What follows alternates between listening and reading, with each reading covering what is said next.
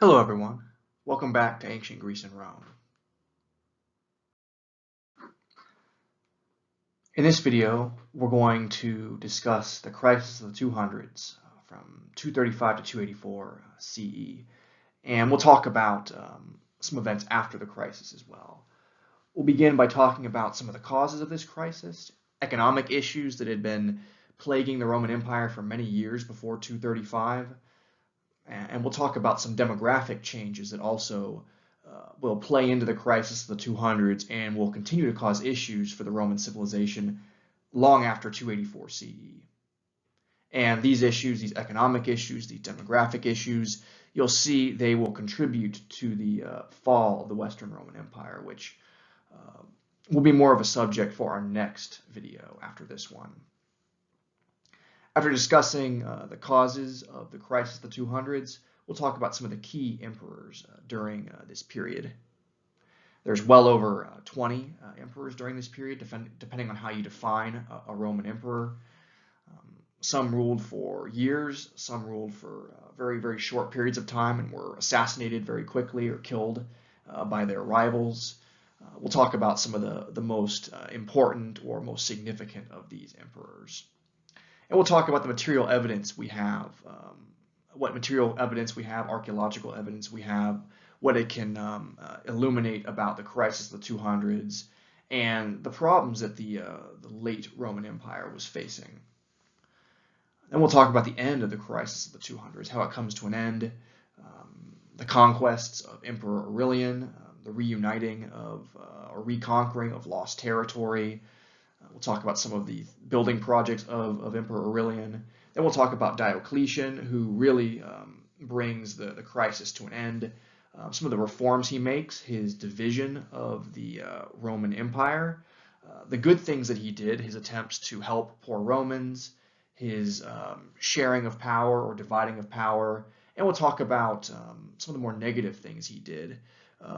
He transformed the Roman Empire or imperial office from the principate into the dominate, making emperors, even though they were ruling over smaller areas of territory, making them much more king-like, which is a significant departure from how the principate emperors were, where they were supposed to be the first citizen or the chief citizen. And we'll finish our discussion in this video by talking about Christianity in the Roman Empire, what kind of evidence we have, especially material evidence. And we'll go back to before the crisis of the 200s, discussing the founding of Christianity, how it spread across the Roman civilization, what the experiences of Christians were like in the Roman Empire, what kind of persecution they faced. And we're going to do this because the last major persecution of Christians in the Roman civilization occurred during the reign of Diocletian. And shortly after the reign of Diocletian, during the reign of Constantine the First or Constantine the Great, Christianity is going to be legalized, and eventually Christianity will become the dominant religion of the Roman civilization. And the image on this slide is of Severus Alexander, a Roman emperor of the Severan dynasty. His assassination will kick off the crisis of the 200s. And this piece is held at the Met in New York City. We'll begin our discussion of the late Roman Empire by discussing the crisis of the 200s. The crisis of the 200s took place from about 235 to 284 CE. The immediate cause of the crisis of the 200s was the assassination of Emperor Severus Alexander by his own troops in 235. That was the immediate flashpoint that began a series of violent civil wars and military coups for about half a century. The long-term cause of the crisis of the 200s was a mixture of factors. There were financial causes, namely the Roman system was struggling to pay its military and also to fund its systems of social obligation, which provided for the welfare of poorer Romans. The empire's economy just did not grow through peaceful means. It was very dependent on foreign conquests, the treasure that would be brought in from foreign conquests, and then the captive slaves brought in from foreign wars. When the Roman civilization began to move away from conquest and offense towards defense, there just was not enough wealth coming into the empire, and the economy began to stall, which led to financial issues, which then caused the crisis of the 200s. There's a labor shortage due to a lack of captive slaves, and this labor shortage is especially bad in the mining industry, where most of the mining, especially for gold and silver, is done by slaves. At the same time, though, there's still a high demand for goods and services, even as the Roman economy is shrinking. And that contributes to inflation. And inflation contributes to discontent amongst the Roman soldiers, whose pay did not keep up with inflation. At the same time, from about the 200s on, barbarians, as the Romans would have called them, but we would call them Germanic tribes, were migrating to and into Roman territory. Some of these migrations were more like armed invasions. Others were just gradual movements of people. And they began settling in Roman territory and even joining the Roman military. And also during this 50-year period, in addition to the violent civil wars and military coups, there were plagues, domestic insurrections, natural disasters like earthquakes, and there were, of course, foreign encroachments by the Germanic tribes. Thankfully, the Roman Empire does begin to stabilize around the 270s CE. There were several important military victories by the Emperor Aurelian between 270 and 275, and then the rule of Emperor Diocletian, particularly Diocletian and his reforms, bring the crisis to an end about the year 284 CE. Some historians and archaeologists argue that the crisis of the 200s formed the transition from classical antiquity to late antiquity, although there is some debate about use of periodization. Obviously, periodization is something that can be very subjective. It's something that's created by archaeologists and historians as they study the past. These periods would not have been as evident to people living in the past. For them, it was the present. The image on this slide is a porphyry statue of the four Tetrarchs. It was made about the year 300 CE. It features the Eastern Roman Emperor Diocletian, the Western Roman Emperor Maximian, and then the junior emperors of the East and West, Galerius and Constantius I. Galerius being junior emperor Caesar of the East, and Constantius I being junior emperor of the West. And by the way, this statue is in St. Mark's Church in Venice, Italy.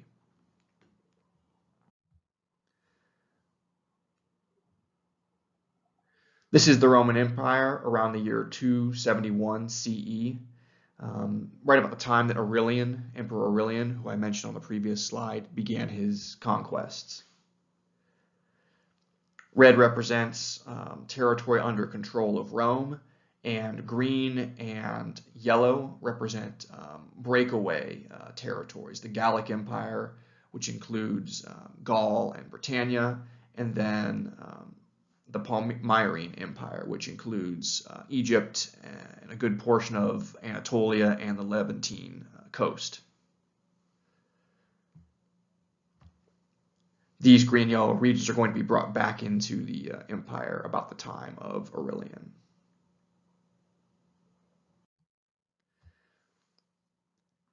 These red lines, starting the first line on the left, and then the second line on the right. This period is the crisis of the 200s.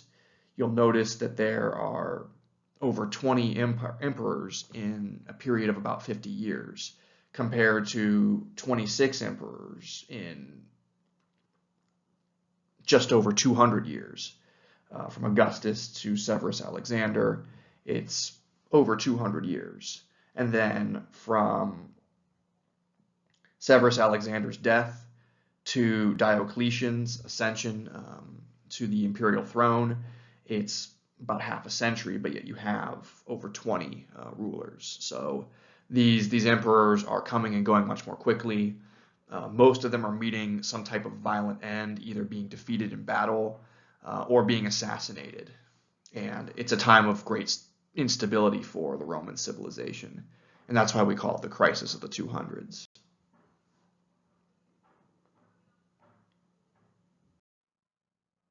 Now we'll discuss some of the most famous Roman emperors of the crisis of the 200s. This is Maximinus Thrax. He's the first of what were called the Barracks Emperors. He ruled from 235 to 238 CE. He is actually the first Roman emperor who's not from the senatorial or equites or knights class. He's also of non-Roman Gothic and Thracian descent, hence his name Thrax. There's a lot of stories about Emperor Thrax. It was said that he was over 8 feet tall, that he was a very fierce fighter, and that he ate 60 or 70 pounds of meat a day. Some of these were probably folk tales or propaganda made up to make Thrax sound more intimidating. But scholars generally agree that he started out as a low-level Roman soldier and worked his way up to general. He was declared emperor by the Praetorian Guard after the death or killing of Severus Alexander. Severus Alexander had angered Roman troops by trying to bribe Germanic tribes rather than fighting them. Most of the legionaries at this point, and even most of the other troops of the Roman Empire at this point, were stationed on the frontier of Roman civilization, and many of them also came from either the frontier or from non-Roman peoples. So it's not surprising that the Roman soldiers would be more loyal to their general, in this case someone like Thrax, than they would be to the Roman Senate or the Roman state. And Thrax's rule was the first of the Barracks Emperors' rulership. And this is a period often referred to as military anarchy by historians. There's a series of coups, assassinations, violent power transitions are the norm, even more so than other periods of Roman history. And of course, they're called the Barracks Emperors because these emperors generally are military leaders. They're generals with little to no political experience. In Thrax's case, he never actually set foot in the city of Rome. He was defeated outside of Rome, leading to the end of his rule. There were, however, some good things about Thrax's reign. He did invest in infrastructure projects, but of course his reign ended violently with his defeat in battle. And this bust is of Emperor Thrax. It's at the Capitoline Museum in Rome. Its style is sort of a transition between the older classical antiquity or early Augustan imperial portraiture design, and then the later Roman, late antiquity abstract design. We'll talk more about the style of sculpture later in this video. This is an image of the Imperial Palace at Sirmium, present-day Serbia. Sirmium was used as a base of operations by Emperor Thrax. The Imperial Palace that's shown here would not have been around when Thrax was active and using Sirmium. It was built later after he died. But it's worth discussing on this slide because it gives an idea of the kind of construction methods, the brickwork that are being used by the Romans at this site.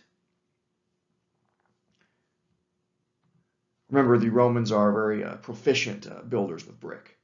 And on the other side of this slide is a officer's helmet, Roman officer's helmet found near Sirmium.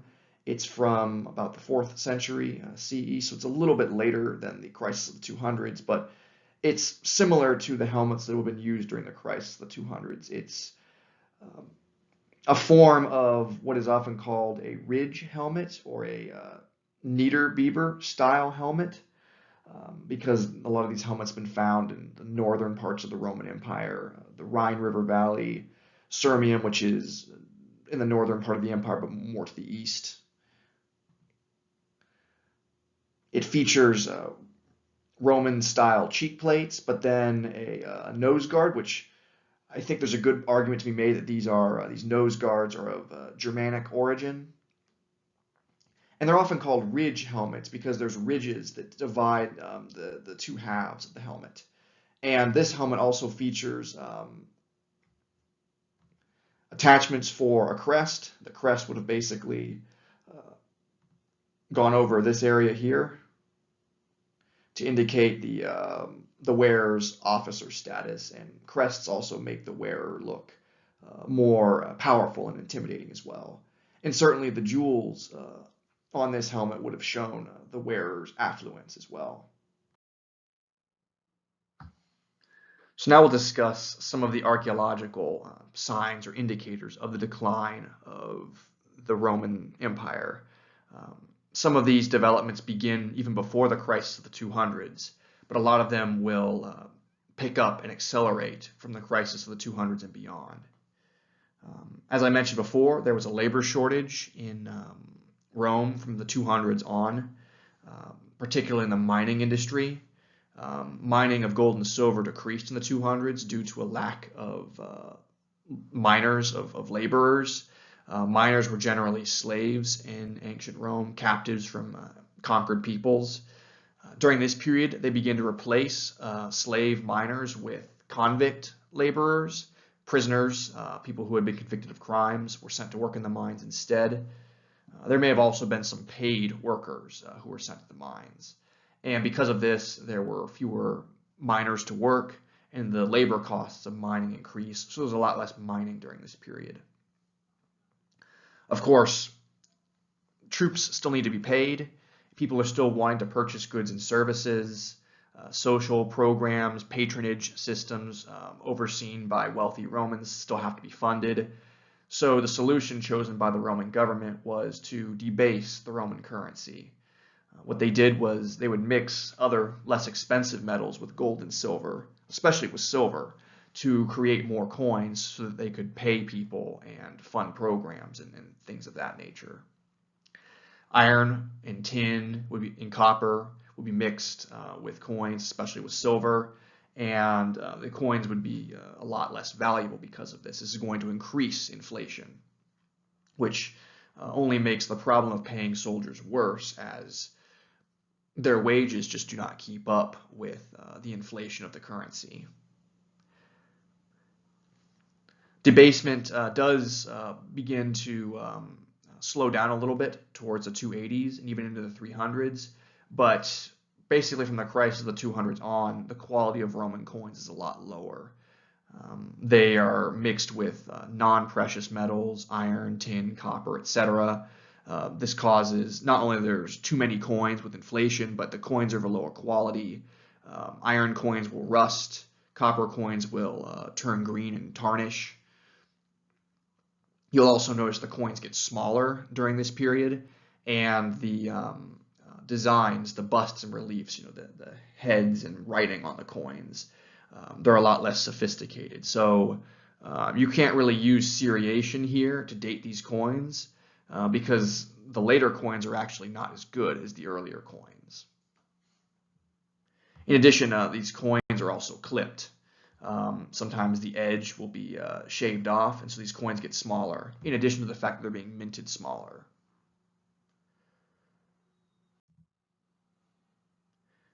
And this is pictures of some earlier Roman coins. There's the gold aureus and the silver denarius. The denarius especially is going to be mixed with other metals like iron and tin. Here's a diagram showing the decreasing silver content in silver coins like the denarius. You'll also notice that early silver coins, the bust and reliefs are of very good quality. They're made mostly of silver, 3.9 out of 4 grams silver. By the late 200s, The quality is much lower.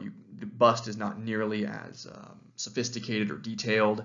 You'll also notice that this coin is not nearly as bright. It's tarnished, probably because it's been mixed with most likely some copper in this case. You can see there's a little bit of an increase in coin quality in the 300s, but then after the 300s, it just continues to get worse and worse and worse. But the big drop-off really takes place in the 200s, the crisis of the 200s.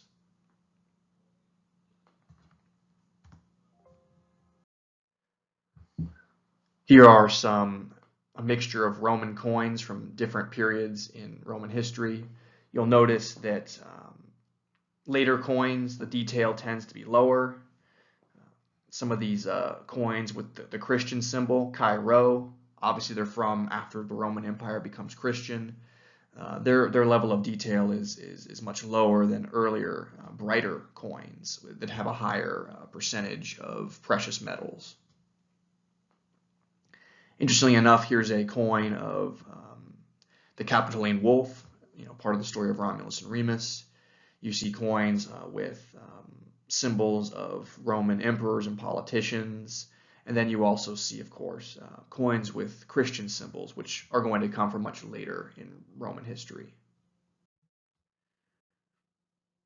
And of course, the effects of inflation were disastrous for the Roman people. This led to increasing taxes, increasing costs of goods.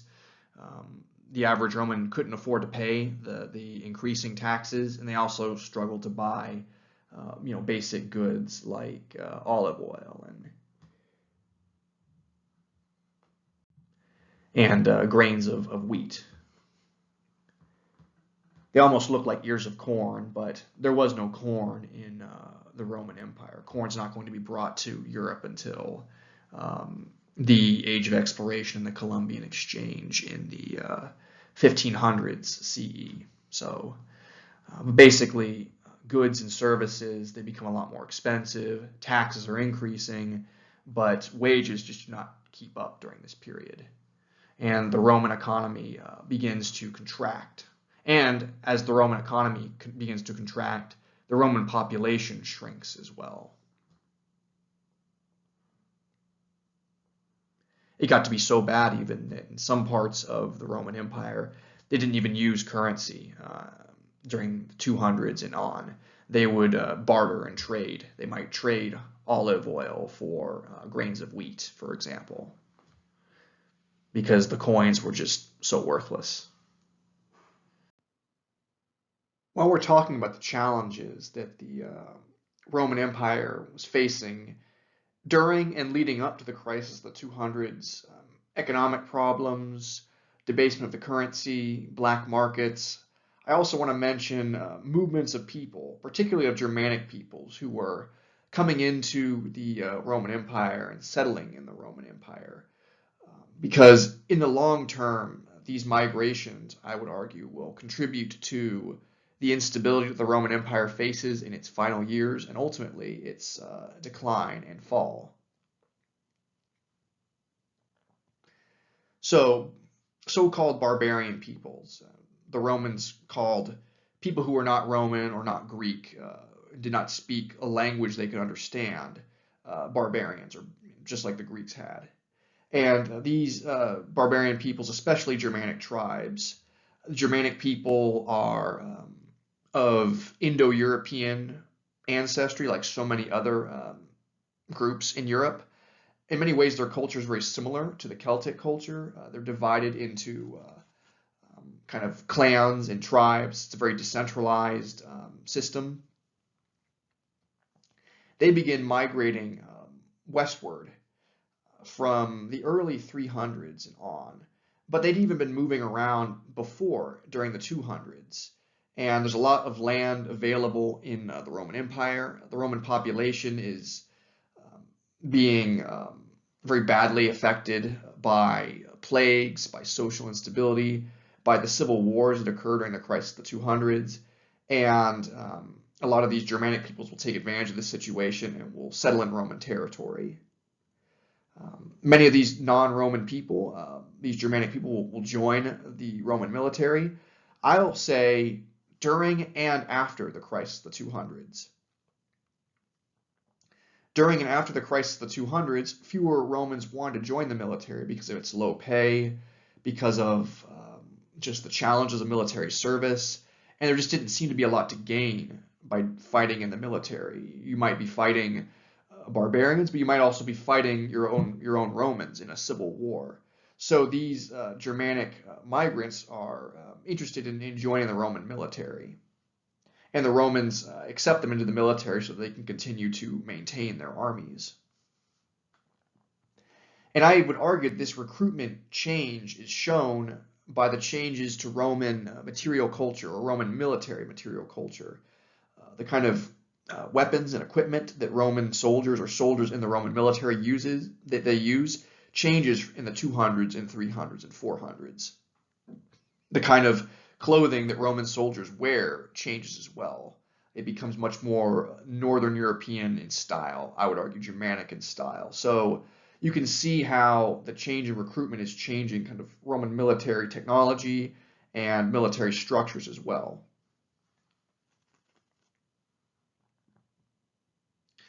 After the 300s, non-Romans, especially these Germanic people, they're also going to serve as what are called foederati or foederati. And there had been foederati serving in the Roman military before the 300s. But this system of foederati was a bit different. As foederati, these Germanic people will maintain a lot more of their cultural and military traditions, but they'll fight off subsequent barbarian invasions. It'll be Germanic foederati fighting other Germanic people. And why did the foederati develop as a system? Well, the Romans generally looked down on their barbarian soldiers, even though these barbarian soldiers were fighting in the military, fighting for Rome. A good example is the Battle of Adrianople in 378 CE. And this happens long after the crisis of the 200s, but it's part of a longer trend of, even as the Romans are accepting these Germanic peoples into the empire, having them fight as soldiers, they're still looking down on them as barbarians because their culture is different. A mostly barbarian or mostly Germanic army of Visigoths were being treated very badly by the Roman Emperor Valens. It was said that Valens failed to provide them with the supplies and food they needed, and that he basically forced them to sell some of their own people as slaves and then gave them dogs to eat. So not being a very good logistician or providing for your troops. And they revolted, leading to the Battle of Adrianople in 378. And eventually what will happen is Valens' successor, Valens is going to be killed. His successor, Theodosius I, who we're going to talk about later in this video, will make a deal with these Visigoths. They will become foederati. They will live in Roman territory. They will fight against other barbarians, but they're going to have a lot more autonomy. They're going to be ruled by their own Germanic warlords or chieftains, and they're going to live under Germanic law rather than Roman law. But they will receive gold and silver as payment for basically being on the frontier, fighting off other barbarians, but they're not going to do it as Roman citizens. They're going to do it as foederati, another group of people that are basically allied with the Romans and receiving payment from the Romans. And these foederati, because of the discrimination they faced from the Romans, they would prefer to be in this system where they had Germanic laws, Germanic commanders, and they'll fight in the name or with the interest of upholding the Roman Empire, but they're doing it much more on their own terms. Germanic laws, Germanic leaders, many more of their own cultural traditions. And as what happened in the late Republic, these foederati are going to be a lot more loyal to their warlords and chieftains who make sure that they get paid. The Roman currency is going to become increasingly worthless. Eventually, they're going to decide, well, maybe instead of fighting for Rome, we'll fight against Rome because it's a more vulnerable enemy. So there's no doubt that these Germanic peoples, these foederati, were redefining the Roman military system in the late 300s and in the 400s, arguably contributing to the fall of the Western Roman Empire. But I would argue that based on the material culture that we found, Germanic people within the Roman military as early as the 200s were beginning to change the Roman military system. And you'll see why on the subsequent slides as we look at some military artifacts. But the image on this slide is a pedestal from the Column of Theodosius, which is in Istanbul, formerly Constantinople. I think there's a song about that somewhere. And the pedestal shows a very pro-Roman image of these barbarians. They're kneeling before Theodosius, bringing him gold and treasure, and he is commanding them. He is above them. In reality, what was really happening was Theodosius was actually paying these foederati to protect the empire, but that they got to live under their own laws and with their own customs. So it's a very pro-Roman, you might even say propagandistic image of the foederati and their relationship with the Romans. This is a mosaic of some Roman cavalrymen from the 300s CE. It's from a villa in Sicily. Cavalry become a lot more important in the late antiquity, in the late Roman army.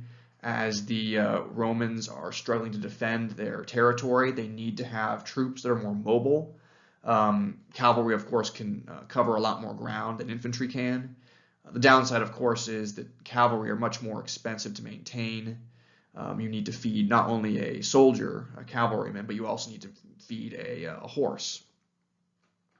There were also reports that cavalry were less disciplined than infantry as well, which is what some Roman historians argued.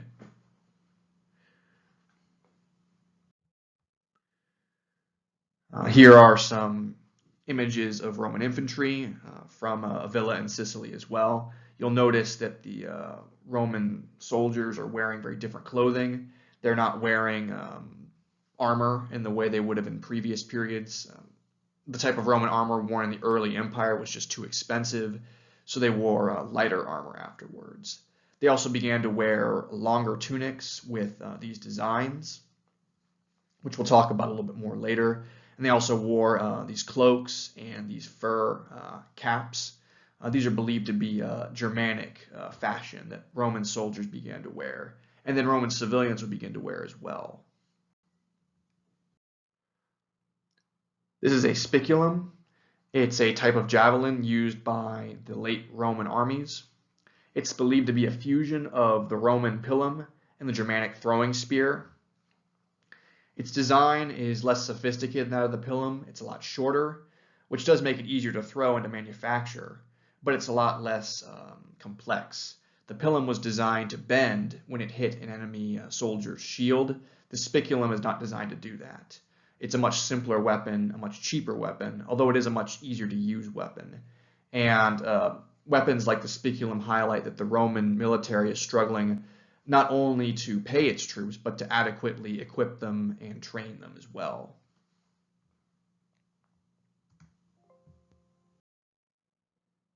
These are Roman plumbata, or military darts.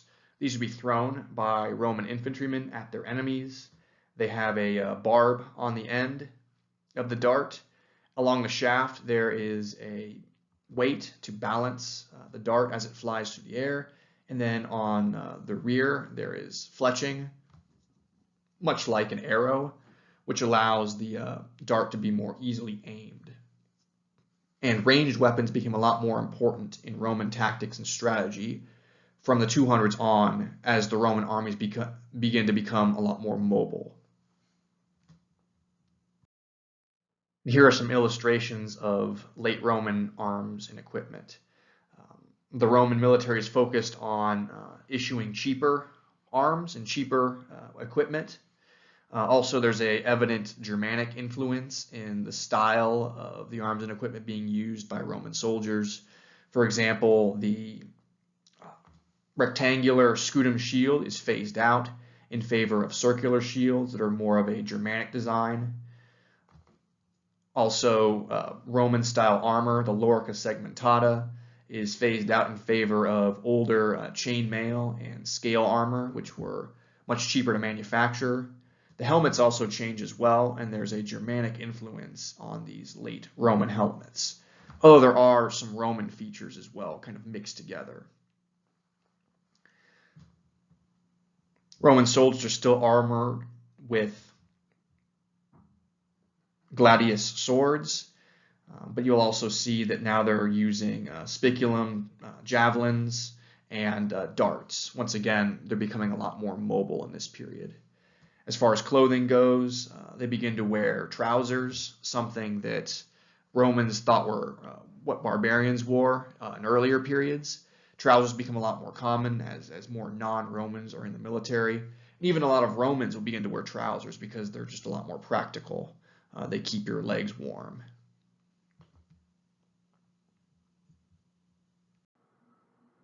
While we're talking about Roman weapons and military equipment, I also want to talk about the Spatha sword. The Spatha sword will come to replace the shorter Roman gladius. The gladius is probably the most famous Roman short sword. It was used by legionaries and also by gladiators. It was typically 60 to 68 centimeters long, or 24 to 27 inches long. Its blade was 60 to 68 centimeters and slash 24 to 27 inches long. It'd be a little bit longer with the handle included. The Spatha, however, its blade was about 101 centimeters or up to 40 inches long, and considerably longer when its handle or hilt is added in as well. And Roman auxiliary cavalry had used longer swords like a Spatha for many years, but the Spatha long sword will become the standard sword for Roman infantry as well. From the late 2nd century CE to by the end of the 4th century CE, it is the standard issue sword across the Roman military. And the word Spatha actually comes from the Greek word spathe, but the Spatha weapon appears to be of Celtic or Germanic origin. It's described by Greeks and Romans. Eventually it becomes a weapon that's used by the Roman military. It's a very good weapon for the late Roman military because the late Roman military is phasing out the rectangular scutum shield. The rectangular scutum shield it provides a lot of protection, but it's very expensive to make. A longer sword that can be used not only to stab but to slash is going to be much more tactically advantageous for the user, the Roman soldiers that were using this weapon. Basically, the gladius, a much shorter sword, you had to use it with a scutum shield for it to really be effective because it was a stabbing weapon primarily. The Roman legionary would basically use the scutum in one hand to protect his body, and he would stab with the gladius in the other hand. But the Spatha is a much more versatile weapon because it's longer and it can be used to slash as well as to stab. And I argue that the inclusion of the Spatha and eventually the Spatha's replacement, basically it replacing the gladius, is further evidence that non-Roman people were entering the Roman military in greater numbers in the late 100s, the 200s, and then well into the 300s and 400s and beyond. It's not just Romans learning from non-Roman people, it's non-Roman people coming into the military and bringing their cultural traditions with them. So here is some archaeological evidence for the Spatha and the transition to using the Spatha in the Roman military. On the left-hand side of the slide, you can see a collection of Germanic swords or very similar swords to the Spatha. They were found at a bog in Denmark. They date to the 200s to 400s CE. In the center of this slide, you will see a close-up of the four Tetrarchs sculpture showing four Roman emperors, and the Roman emperors are armed with spatha swords, not with the gladius. This piece was created about the year 300 CE, showing that even Roman emperors were using this weapon. And you can see the blade of these swords is very long, like a spatha sword, much longer than a gladius. You can also see the design on the handle of these swords. It's the Roman eagle. So this sword, which is of non-Roman origin, is being adopted, appropriated, co-opted by ethnic Romans as well. And they're adding this symbol of Roman culture to the spatha, the Roman eagle. The eagle, of course, is a symbol that's associated with Roman culture, especially with the Roman military. So it shows cultural syncretism taking place in the Roman military as non-Roman, especially Germanic soldiers are coming in. They're bringing weapons, I would argue, like the spatha, and then even Roman leaders like emperors are being portrayed using the spatha sword. And the last image on this slide is a spatha sword found in Britain or Britannia. It's from about 200 to 400 CE.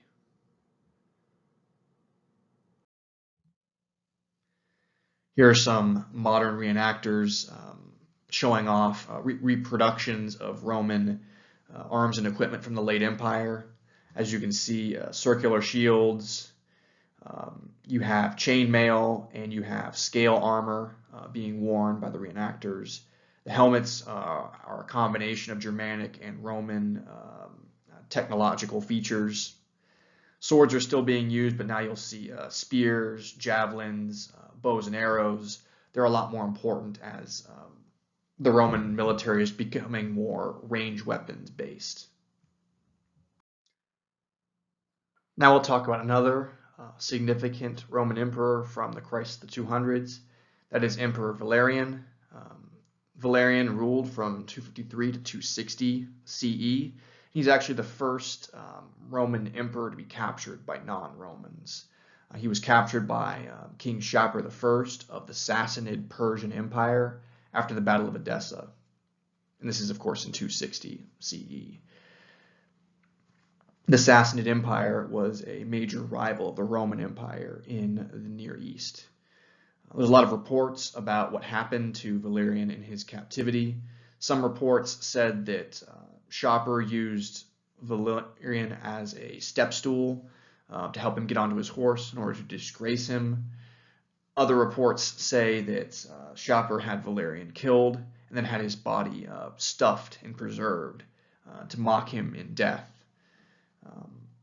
Scholars nowadays tend to think that these stories were either exaggerations or fabrications by Romans, especially by Christian Romans, who would have wanted to make the Persians look like barbarians, but also a lot of the Christian Romans did not like Emperor Valerian because he persecuted Christians. So they may have exaggerated the poor treatment he received as a prisoner of King Shapur.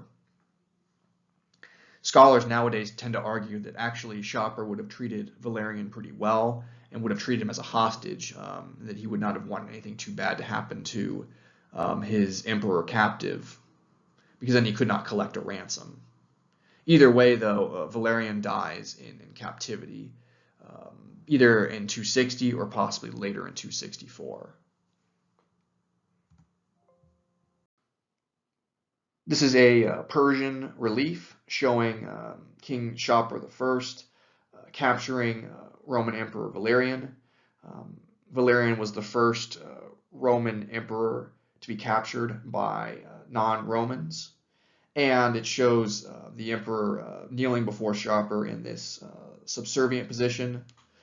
What's interesting about this piece is even though it's made by Persian sculptors, it seems to show Valerian wearing the kind of garb that would have been worn by Roman soldiers, more non-Roman, Northern European style clothing. It's a heavier tunic with long sleeves. The Romans generally preferred shorter sleeved tunics. It shows Valerian wearing a cloak, The Romans wore cloaks, but this cloak appears to be more of a Northern European style, the kind of non-Roman Northern European style cloak that was popular amongst Roman soldiers because they spent a lot of time on the frontier in these colder areas. But also because there were non-Romans entering the Roman military, and so non-Roman and Roman traditions are going to be mixed together. And this shows some really good attention to detail by the Persian sculptors, showing the increasing non-Roman influence in Roman clothing. And these elements will be much more evident on a future slide, which shows a archaeological sketch or rendering of this mural.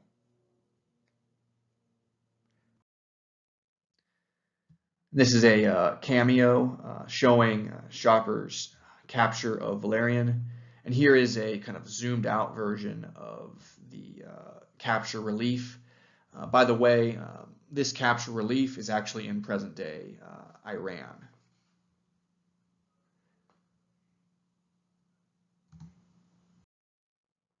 Here's a close-up of the victory relief. You can see Valerian begging for his life, presumably while previous Roman Emperor Philip the Arab looks on. The art is very interesting on this relief. As I said, Valerian is shown wearing late Roman Germanic influenced attire, and this figure here, believed to be Philip the Arab, actually his face is carved more with what we would say are orientalizing features rather than European style features, which is why some scholars think that this figure is Philip the Arab, a Roman emperor from the Middle East who ruled before Valerian did. We don't know for sure though, because the inscriptions on this relief have been damaged and cannot be read. So there's a lot of speculation being done by historians and archaeologists with this artifact, this monumental artifact.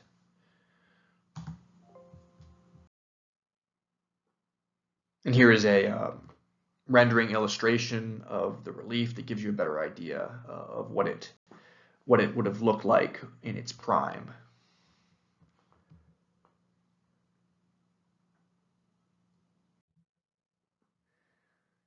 Here are some Achaemenid Persian tombs, much older tombs that are near the victory relief, kind of in a larger site in, as I said, what is now Iran.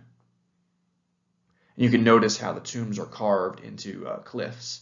This is a style of architecture used by the Persians, but also by the Greeks after they took over the Achaemenid Empire, which you'll remember from a previous lecture video. So I want to briefly mention Emperor Philip the Arab, since he may have been depicted as the standing figure in the Shopper victory relief, even though he would not have actually been at the capture of Valerian.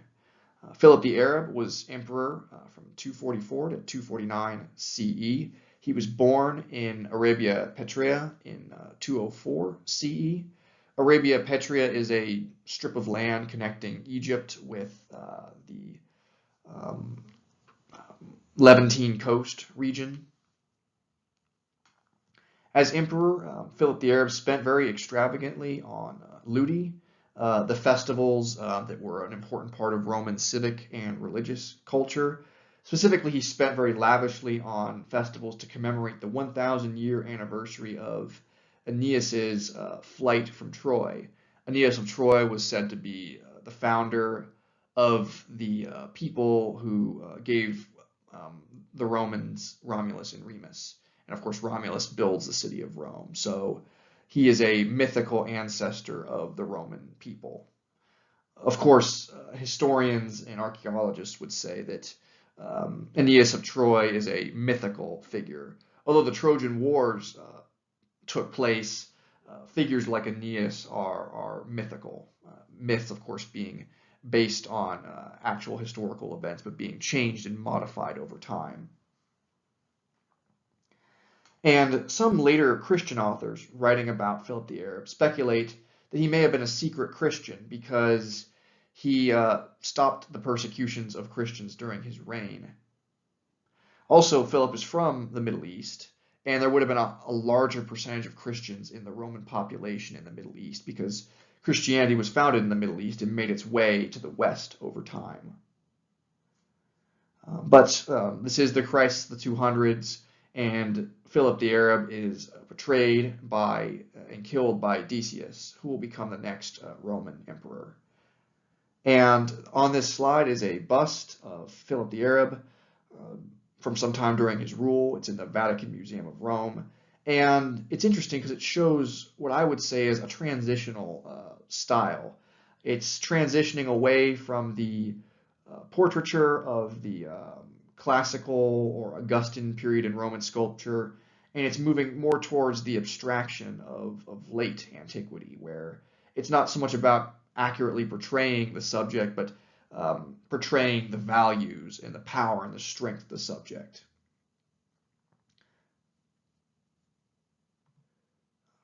Philip's face and hairstyle are portrayed in more the older Augustan style, but his eyes are more expressive, which is more of a trademark of late antiquity sculptures. But we'll take a look at some examples of sculpture in late antiquity, and you'll see the similarities and differences between Augustan, classical Roman, and late antiquity sculpture. But now we'll continue our general discussion of the crisis of the 200s. The crisis of the 200s was a very chaotic period in Roman history, but things will begin to get a little bit better for the Romans about the 270s and 280s. Two Roman emperors, Aurelian and Diocletian, will play a major role in bringing this crisis to an end. We'll talk about Diocletian soon, but we'll begin by talking about Emperor Aurelian.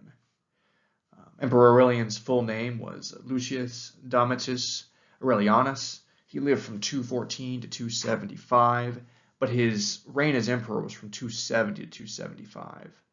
And he's from the northeastern part of the Roman Empire. He's from either Sirmium or Dacia, so this area here, the Danube River Valley. And he will climb the ranks of the Roman military. He'll be a very successful soldier and military commander, and this will lead to the military backing him against his brother Quintilius. And Quintilius will be defeated by Aurelian, and then Aurelian will take control of the empire and become an emperor. So in many ways, he is a Barracks Emperor. He's someone from a military background rather than a political background, but I think his rule was above average by the standards of the Barracks Emperors. And Aurelian really wanted to bring peace and have peace between the military and the Senate and sort of the political class of Rome. So he will suppress internal usurpers, but he's also going to focus on fighting against barbarians that were encroaching on Roman territory. He knows that defeating these barbarians is just as important as quelling internal threats to his rule. And he will use his experience as a military commander to push back many barbarian tribes. He will also have new and thicker walls built around Rome.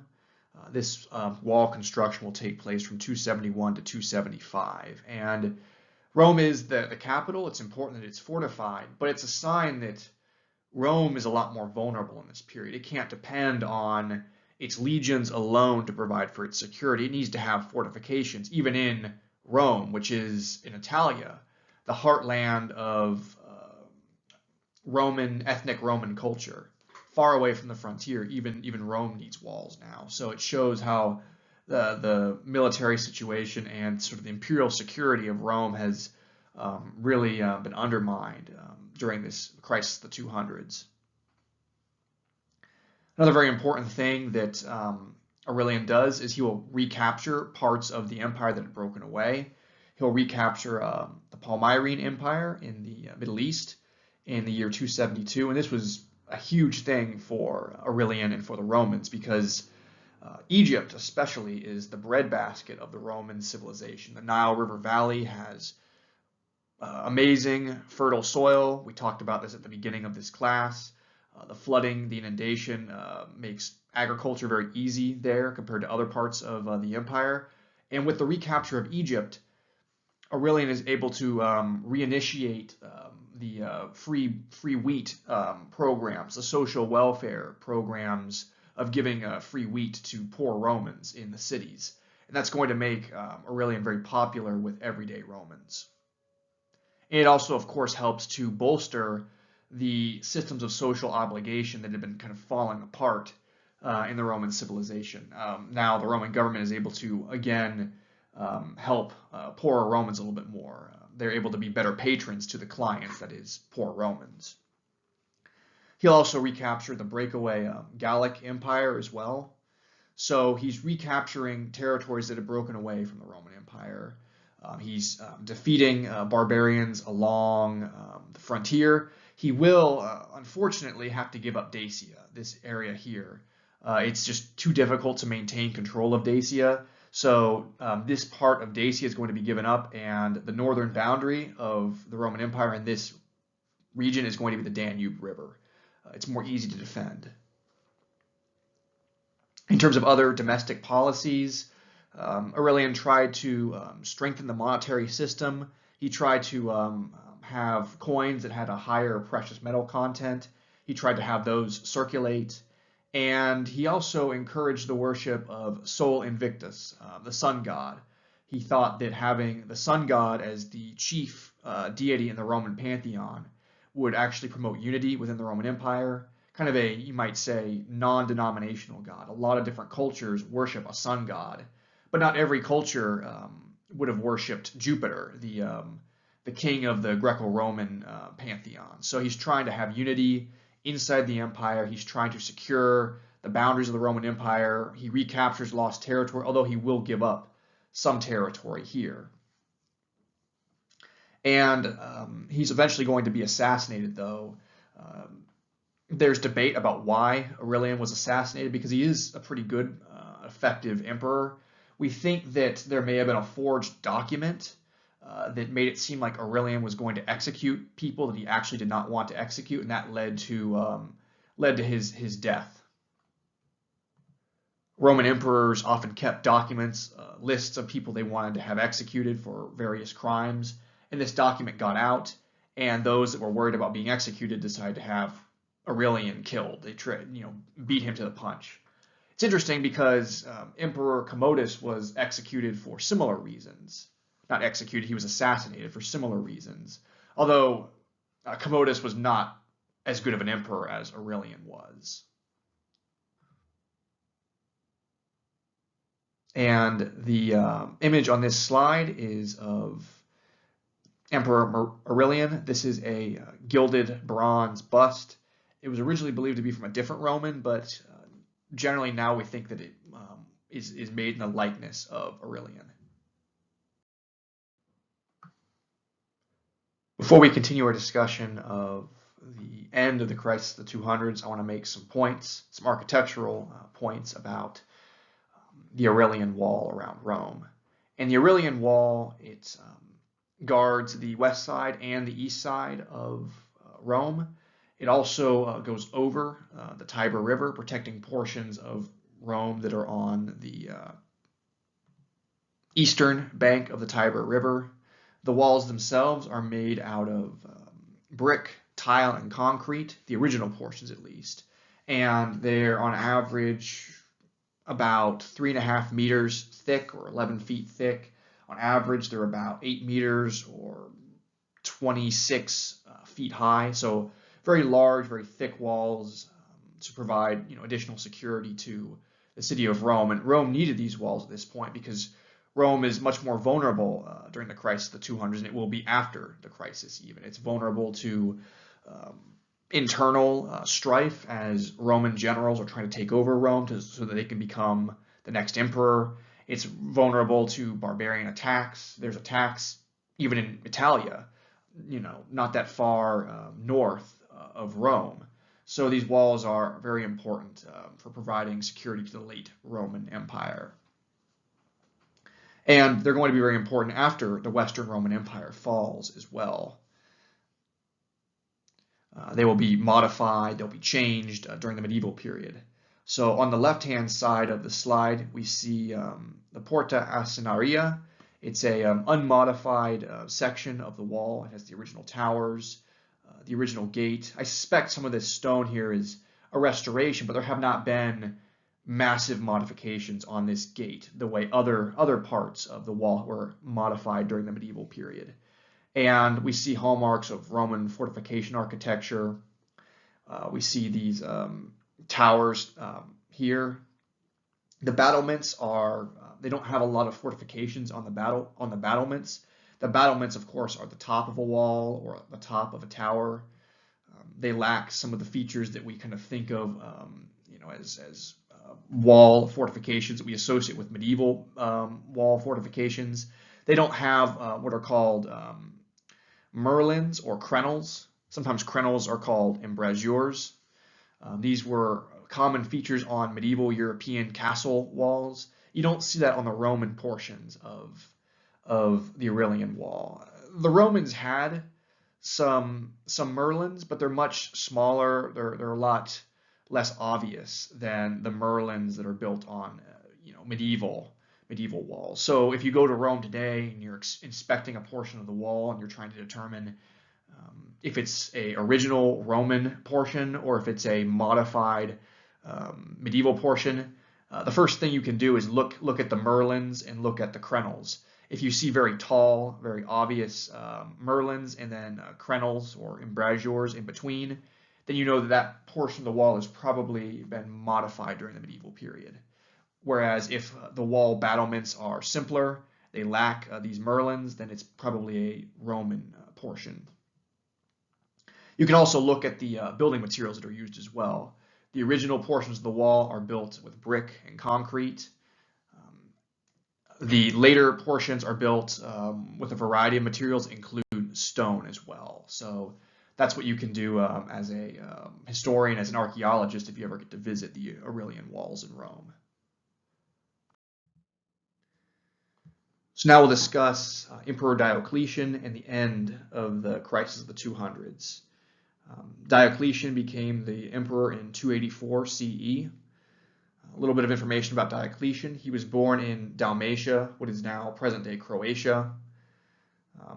The Balkan region produced a lot of Roman emperors, barracks emperors, general emperors during the 200s. People like Thrax, for example, were from the Balkans. Granted, Diocletian is from the Western Balkans, Dalmatia. Thrax was most likely from the Eastern Balkans. Diocletian divides the Roman Empire in 286 CE. He will take control of the eastern portion, and he also creates a system of junior emperors, or what's called the Tetrarchy, where basically the empires are divided in half, and then the two halves are divided in half between a senior emperor and a junior emperor. Diocletian chose to be emperor of the East because the East was a lot wealthier than the West, and it's estimated that by this point, the East may have actually had a higher population than the West. It's thought that the Western Roman Empire's population fell significantly during the 200s, whereas the Eastern Roman Empire's population held a lot steadier during the period. As Emperor Diocletian, he tried to make the tax code a lot more progressive, meaning he tried to put more taxes on the wealthy and fewer taxes on poorer people. He rebuilt damaged infrastructure, and he also tried to institute price controls to combat inflation. His attempt to institute price controls largely failed, though, and people basically ignored them. He also moved the Western Roman capital to Milan, or Mediolanum, as the Romans would have called it. And also he oversaw what is the last major persecution of Christians. He retired from office in 305 CE due to ill health, and he's been criticized for some of his policies, his price controls, his persecution of Christians, but he's generally seen as being a good emperor who bought time for the Roman civilization or for the Roman Empire by dividing it in two. A divided empire was easier to administer and maintain. The Western Empire, of course, would survive for about another 150 years after Diocletian's rule, and then the Eastern Empire would survive for about really over another 1,000 years. And this is a bust of Diocletian. It's at the Istanbul Archaeological Museum. You'll notice that the style of this bust is a bit more abstract. It's not meant to be a portrait. It's meant to convey more of an emotion of Diocletian as emperor, of his strength, of his wisdom. And this is going to be something you're going to see in late antiquity. Portraiture is going to be phased out in favor of a more abstract and expressive art sculpture style.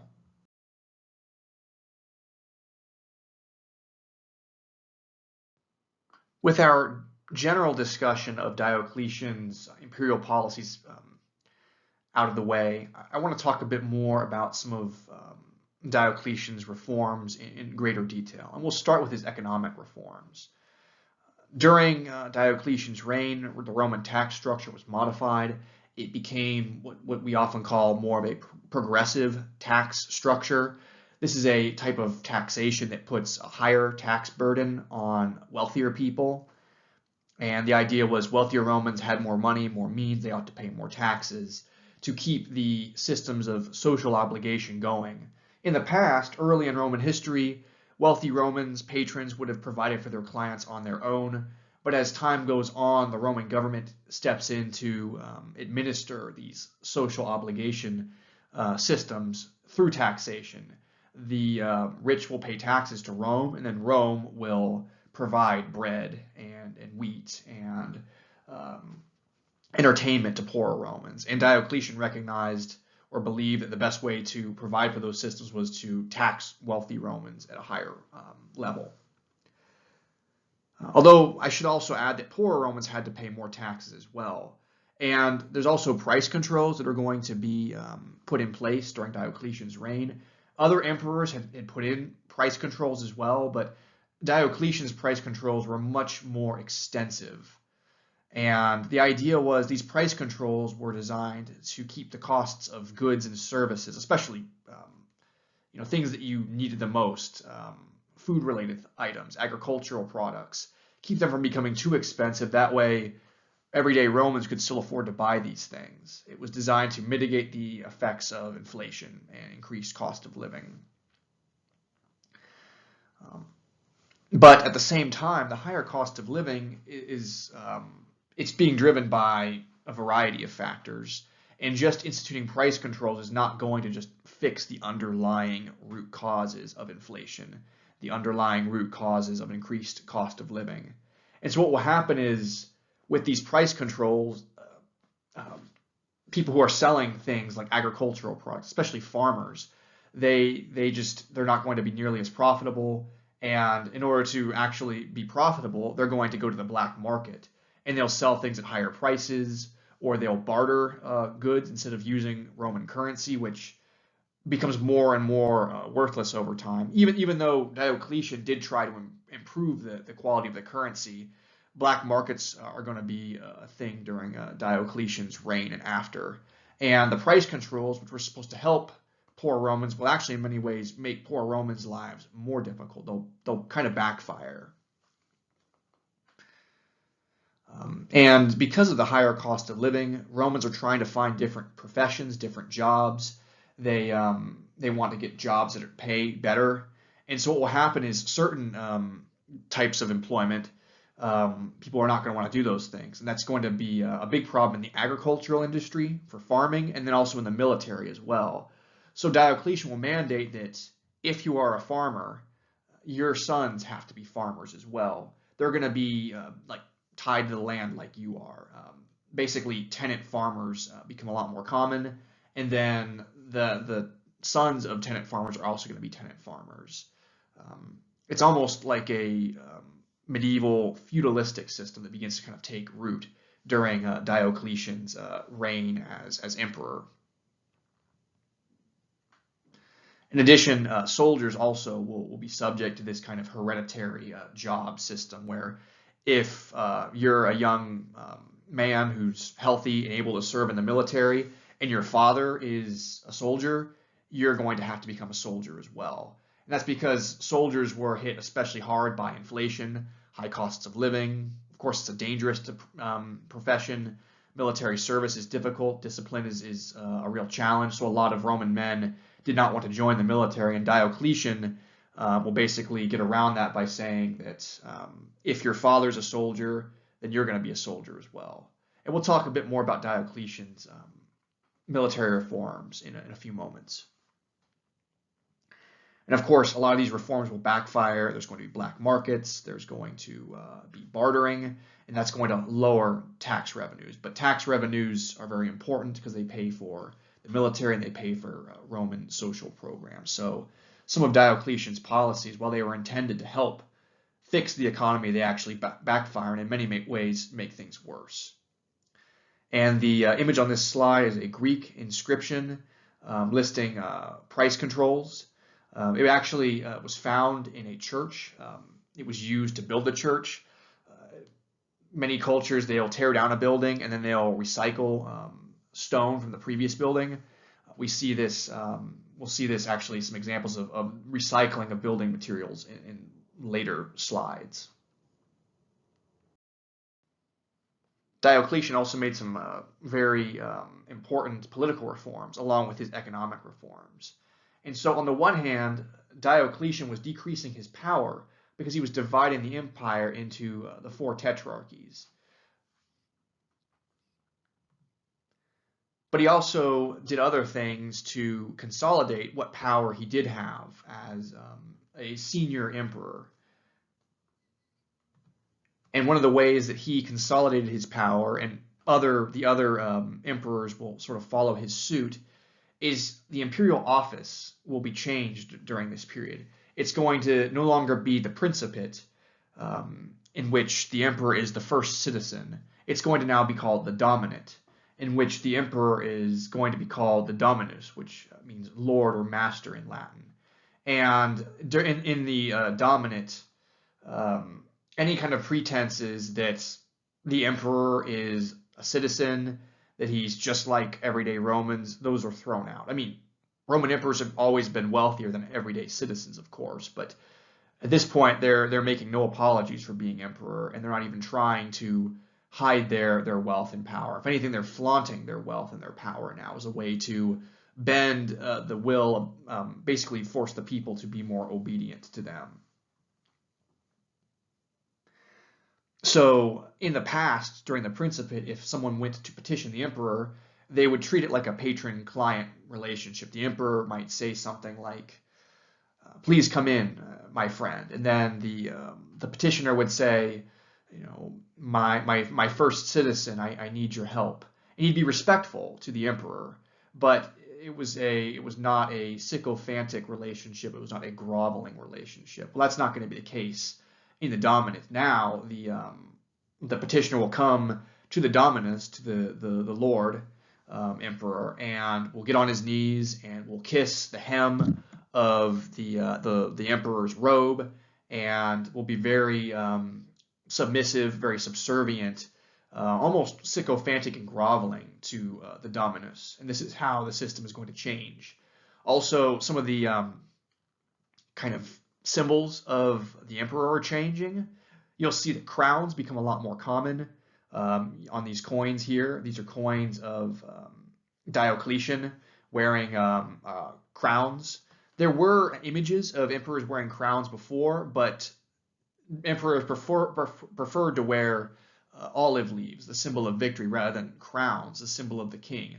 They're still not calling themselves king, but they're really leaning into the symbols of kings: crowns, kneeling before the dominus, kissing his robe, being very subservient, and they're doing this to show their power, even as the empire is being divided into the 4 tetrarchies. Also, imperial policies are becoming a lot more bureaucratic during this period.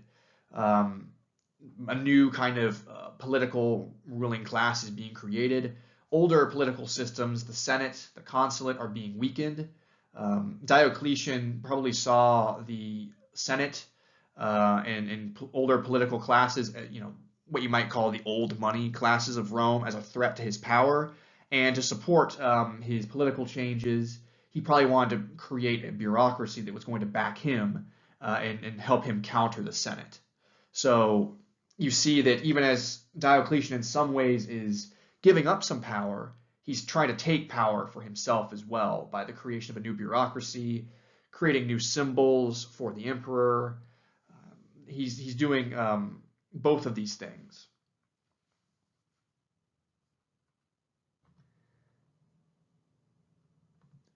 And again, the images on these slides are Antonianus coins. These are depicting Diocletian in a crown.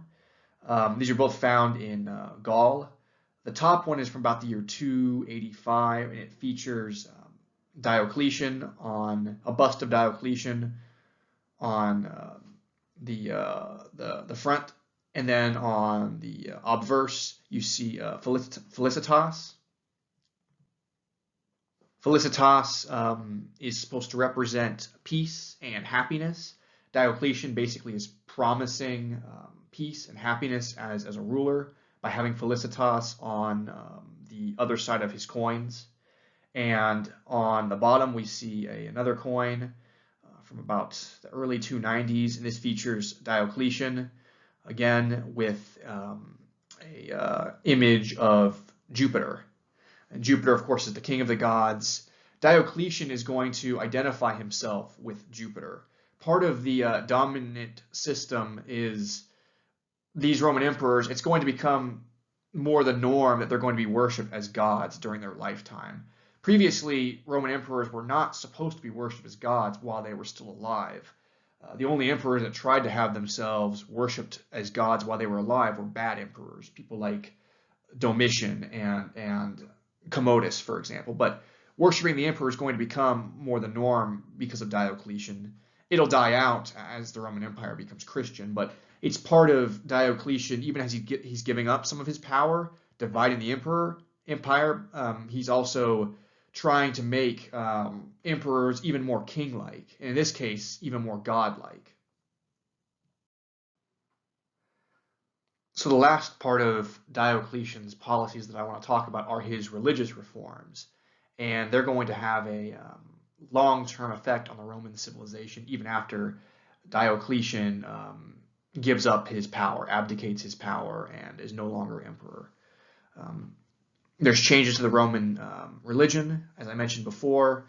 Worshipping the emperors while they're still alive is going to become the norm in the Tetrarchies. And emperors will be linked to various deities. Diocletian will link himself to Jupiter. He will call himself Jovius, a reference to Jove, a shortened version of Jupiter. Sol Invictus is also going to become the god of the Roman civilization. Other previous Roman emperors, like Aurelian and Elagabalus, had tried to change the Roman pantheon, give it a new lead god, but Diocletian is actually going to do this and make Sol Invictus the new kind of lead god for the Roman civilization, in order to make the Roman religion more accessible to non-Roman people who would have worshipped the sun god in their culture, but maybe didn't worship Jupiter. And as the Roman religion is changing, there's, you might argue, more of a need to suppress religious dissent. So part of that suppression of religious dissent involves the increased persecution of Christians. And Christians had been persecuted on and off intermittently throughout their history in the Roman Empire, but Diocletian's persecution is going to be one of the most severe persecutions of Christians. And there's a lot of documentary sources about Christians being persecuted, about being pressured to either give up their faith, worship the emperor, or die. And there's some really brutal stories about Christians being persecuted and being killed in very graphic ways. I mean, today, looking back on them, we can be inspired, but that people were so passionate about their faith and passionate about their convictions, they would choose to die even a very gruesome death instead of giving up their faith. But that persecution of Christians does ramp up during Diocletian's rule. But Diocletian's change of the Roman religion, making Sol Invictus the head of the pantheon, I would argue it actually paves the way for the growth of Christianity in the 300s, to the point that eventually Christianity becomes the Roman state religion by 380 CE. We'll talk more about how that happens in the coming slides, but the reason I think the change from Jupiter to Sol Invictus is important is because early Christians were able to identify Sol Invictus with Jesus Christ. Some of the iconography of the pagan religion, even things like halos, for example. Halos were not invented by Christians. They were from pagan religions, but the Christians adopted them to show the holiness of their saints. They're able to link these pagan gods with Jesus Christ, especially Sol Invictus. Also, Sunday is the holy day of Sol Invictus, and Sunday is the holy day of Christianity. So really, this leads to increased cultural syncretism that will allow Christians to propagate their religious beliefs, and eventually Christians will become the majority religion in the Roman Empire, and eventually Christianity will become the state religion of the Roman Empire as well. And the image on this slide, our material evidence, is a mosaic of Sol Invictus that's also thought to represent Jesus Christ as well. And it's from the Vatican necropolis. It was probably made before the 300s CE.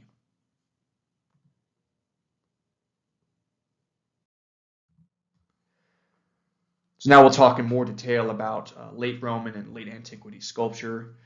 The sculpture in this period is a lot less realistic. It's much more idealized. It's much more prone to abstraction. It's almost impressionistic in nature. They're really trying to convey emotions and ideals with these statues rather than convey a likeness or a portrait of the subject. In this case, it's usually a Roman emperor. These emperors want to convey emotions about their rule and their power rather than what they exactly look like. And scholars will debate whether late antiquity sculpture is less sophisticated than that of classical antiquity, the Greco-Roman style, the Roman portrait style, the Augustan style. Augustan style being portraits that are a little bit embellished. The older styles that I mentioned before, Greco-Roman, Augustan, etc., they're still made during this period, but this new abstract style becomes a lot more common. It's believed that these styles of sculptures are not necessarily less sophisticated. Some people thought that in the past that Roman sculptors were losing their ability to sculpt as good of statues. But nowadays, a lot of art historians, archaeologists, and scholars argue that the goal of sculpture in late antiquity was different. And that actually, in some ways, there were some important developments in late antiquity sculpture, particularly the eyes of the subjects in the sculptures. They get a lot more sophisticated and a lot more detailed, which you'll see. Sculptures of the Augustan period, for example, they were usually, the eyes were very plain. They would be painted to give detail. But in late antiquity sculpture, eyes would have their pupils and irises actually carved. So that's actually an element of sophistication. So on the whole, we would say that late antiquity sculpture is not worse or less sophisticated than that of earlier periods. It's just different, and it has a different goal. And this is an example here is the statue of the four Tetrarchs. It's meant to represent Emperor Diocletian and the other four emperors who the empire was divided between. We can see Diocletian and his junior emperor, and then we see Maximian, who was the Western emperor, and his junior emperor. And as I mentioned before, this statue is made of porphyry, which is a purple type of stone that was very popular in late antiquity. Purple, of course, represented the Roman Empire and Roman wealth and the power of the emperors. So a lot of statues of Roman emperors during this period are made from porphyry stone.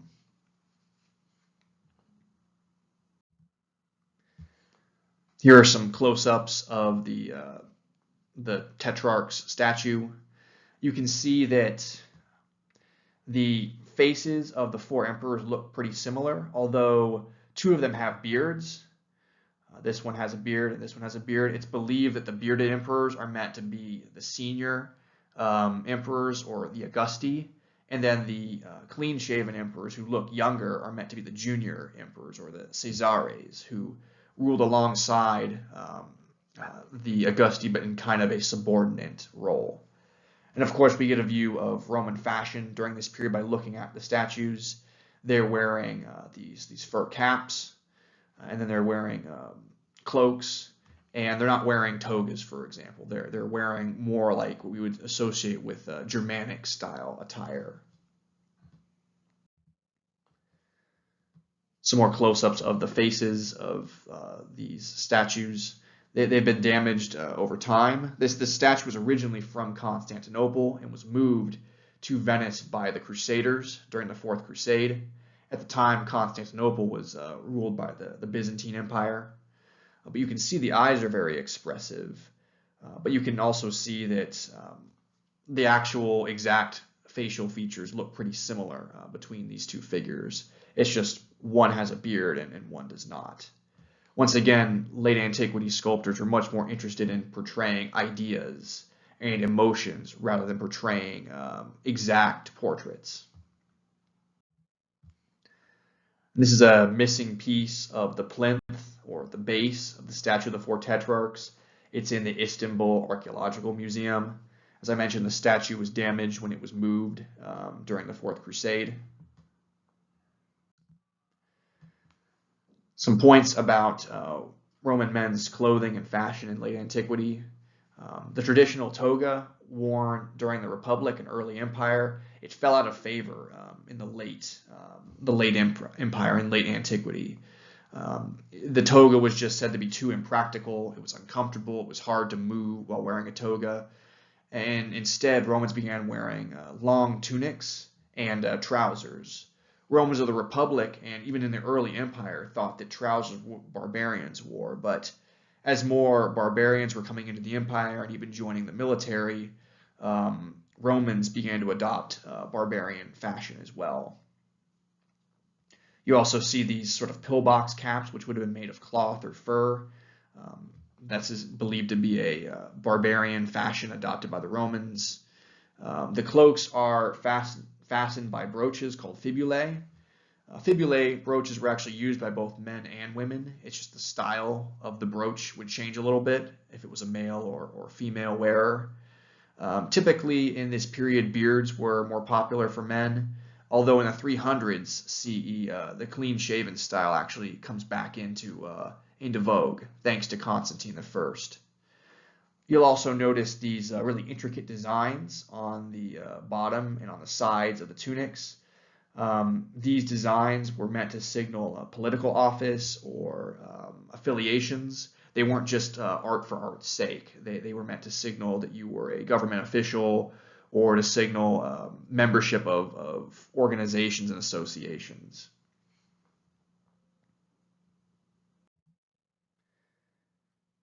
And here is a mosaic of two men on a hunt, showcasing late Roman fashion. This mosaic is from the 300s CE. And you'll notice this design here means something very different in the ancient Roman context, much different than it does today. Now we can discuss Roman women's fashion in late antiquity. Hairstyles became a lot simpler. The very complex braids and lifted styles of the early empire really fall out of favor. The hair is worn much more loosely. Clothing worn by women also is a lot simpler and looser as well, but women still will cover their heads in public typically. And the images on this slide, it's a bust of a Roman woman from the 300s CE, And then this is a bust of the wife of Emperor Philip the Arab from about, this bust was made from about between 250 and 300 CE.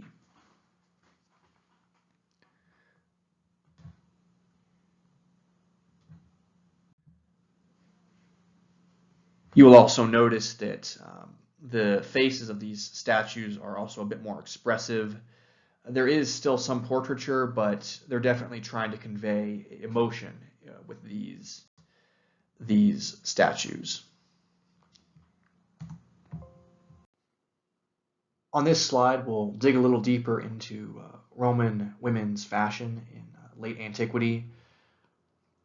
And during this period, especially from the 300s on, the older stola dress and palla cloak, they begin to be phased out or replaced with more robe-like dresses with long and wide sleeves and higher necklines. Roman women's clothing becomes less revealing as time goes on in late antiquity.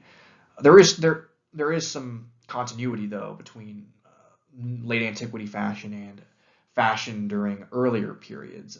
Roman women will still wear head coverings out of doors, either hoods from cloaks or other types of headwear. And on the whole, I would argue that the styles of Roman women's fashion are much simpler in late antiquity. And there's several reasons for why this could be. It could be just because times are tough. Roman women of both the elite and the poorer classes, they're focusing much more on just survival and dealing with a changing world rather than on fashion. And we see this in other cultures when they're in tough times, tough economic times. In the 1930s, for example, during the Great Depression in the United States, women's fashion is a lot more muted. Colors are more monochromatic. Skirts are longer. Clothing is less revealing, much more modest, you might say, than what was being worn like in the 1920s, which was much flashier, much more colorful. Skirts were shorter. And we think there's probably something similar happening during late antiquity with Romans clothing. It's less revealing, it's more understated, it's more muted, it's looser, simpler. There also could be a Christian emphasis on modesty at play here. The Christian population is increasing in size from the 300s on, and eventually Christians will become the majority in Roman society, and then they will become the state religion. Christianity will become the state religion. And Christianity prioritizes modesty for women. Roman society, pagan Roman society, prioritized modesty for women as well, but Christian ideas of modesty, I would say, are much more strict and are much more about making sure that clothing is not revealing, making sure that necklines are high, making sure that dresses are not too tight. The Romans believed that the pagan Romans believed that women should be modest as well, but I think they were a bit looser in their definition of modesty. It's also possible that there is increased non-Roman influence in Roman women's fashion as well. And the images I've included on this slide are, on the left is Helena, the mother of Constantine. This piece was made about the year 313 CE. Helena was a Christian and probably played a role in Constantine's conversion to Christianity. But she is portrayed in, I would say, an older style of like stola dress. Remember, older people often like the styles from their childhood. They don't want to adopt new styles. We see that nowadays with older people. Next is, this is Fausta, Constantine's wife. And this statue is showing it's more the late antiquity style. Her dress is looser, the neckline is higher. Interestingly, though, Fausta was accused of committing adultery with her stepson, Constantine's son Crispus, from a previous relationship. She ends up being killed along with Crispus for doing this. But we're going to talk more about Constantine, his policies, what he does in a future video. And this piece is of a upper class woman believed to be an empress. It was found near Cyprus. Again, you see higher necklines, you see wider sleeves, you see this trend towards looser clothing, clothing that covers more of the body.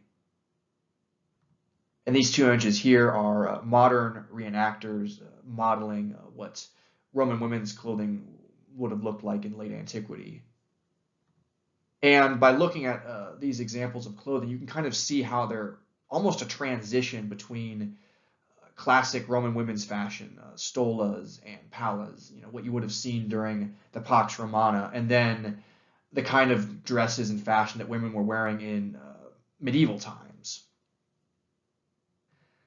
But we'll take a look at another very interesting example of Roman women's fashion on the next slide. This is another very interesting example of women's fashion in late antiquity. This is a bust that was found in Constantinople. We believe that this piece was made from sometime between the late 300s to the early 400s CE. It's a marble bust, and we believe it's showing a upper class woman.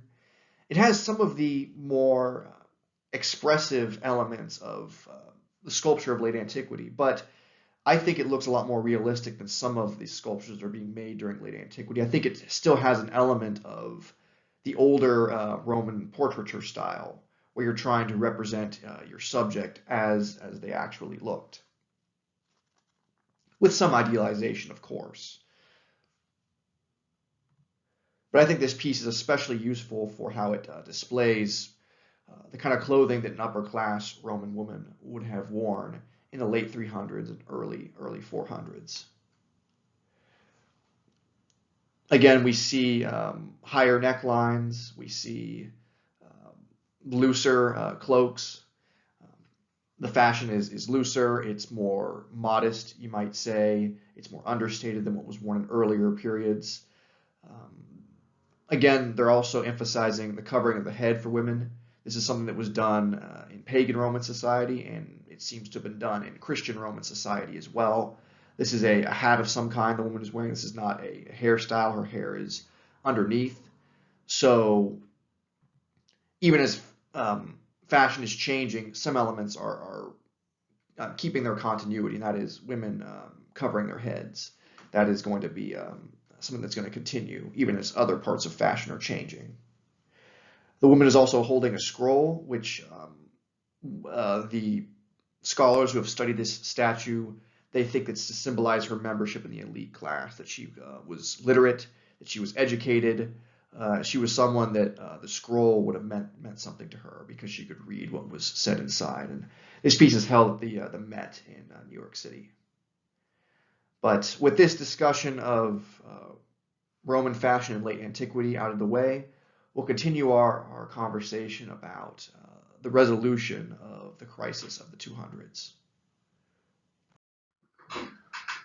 This is a map of the Western and Eastern Roman Empire, the West being in orange, the East being in green. You can see the Roman capital is moved from Rome to Mediolanum or Milan. Maximian, the Western Roman Emperor, will rule from Milan. His Caesar, his co-emperor or subordinate emperor, junior emperor, will rule in Trier, in what is now Germany.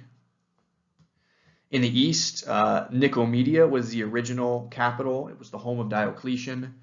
Eventually, Byzantium will actually become the capital of the Eastern Roman Empire, but that's going to happen a little bit later.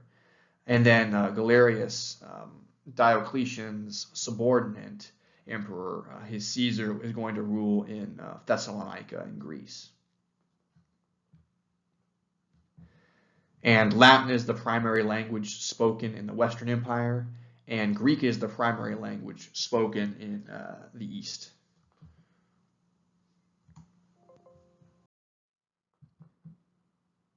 Here's another map showing the breakup of territories within the two western and eastern wings. The region in green is going to be ruled by the senior emperor Maximian, the Augusti, and then the yellow portion is ruled by Constantius the Caesar, the junior emperor in the west. In the east, this pink region is going to be ruled by Galerius the Caesar, and then the dark purple region is going to be ruled by Diocletian the Augusti, the senior emperor. This is the amphitheater of Mediolanum, Milan.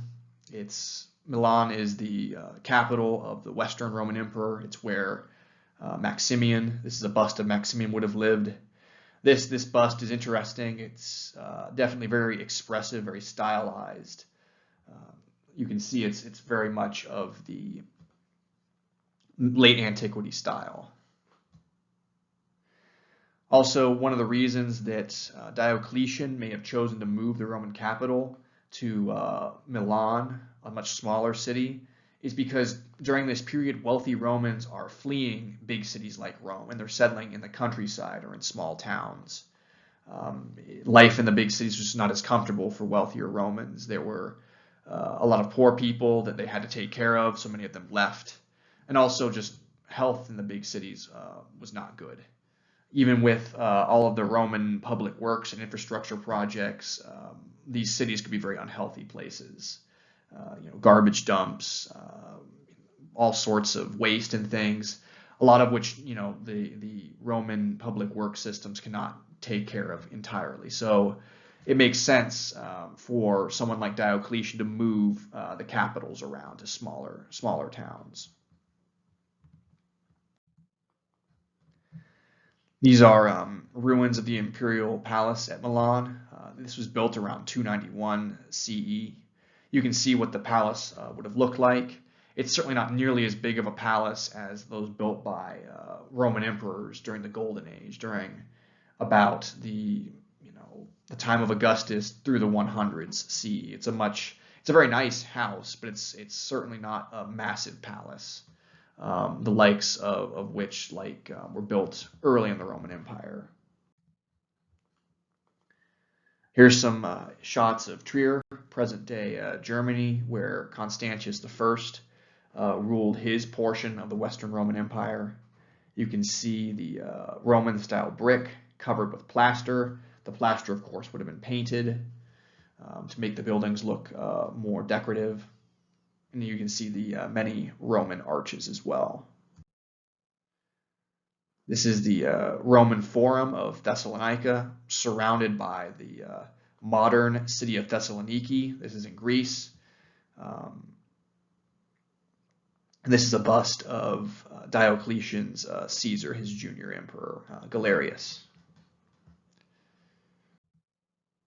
This is Nicomedia. It was where Diocletian ruled his portion of the Eastern Roman Empire. It's in what is now Izmit, Turkey, and this is a bust of Diocletian, which is interesting because it mixes a couple of different types of marble. So not every work of sculpture from the later antiquity period is simple. There is still quite a bit of complexity.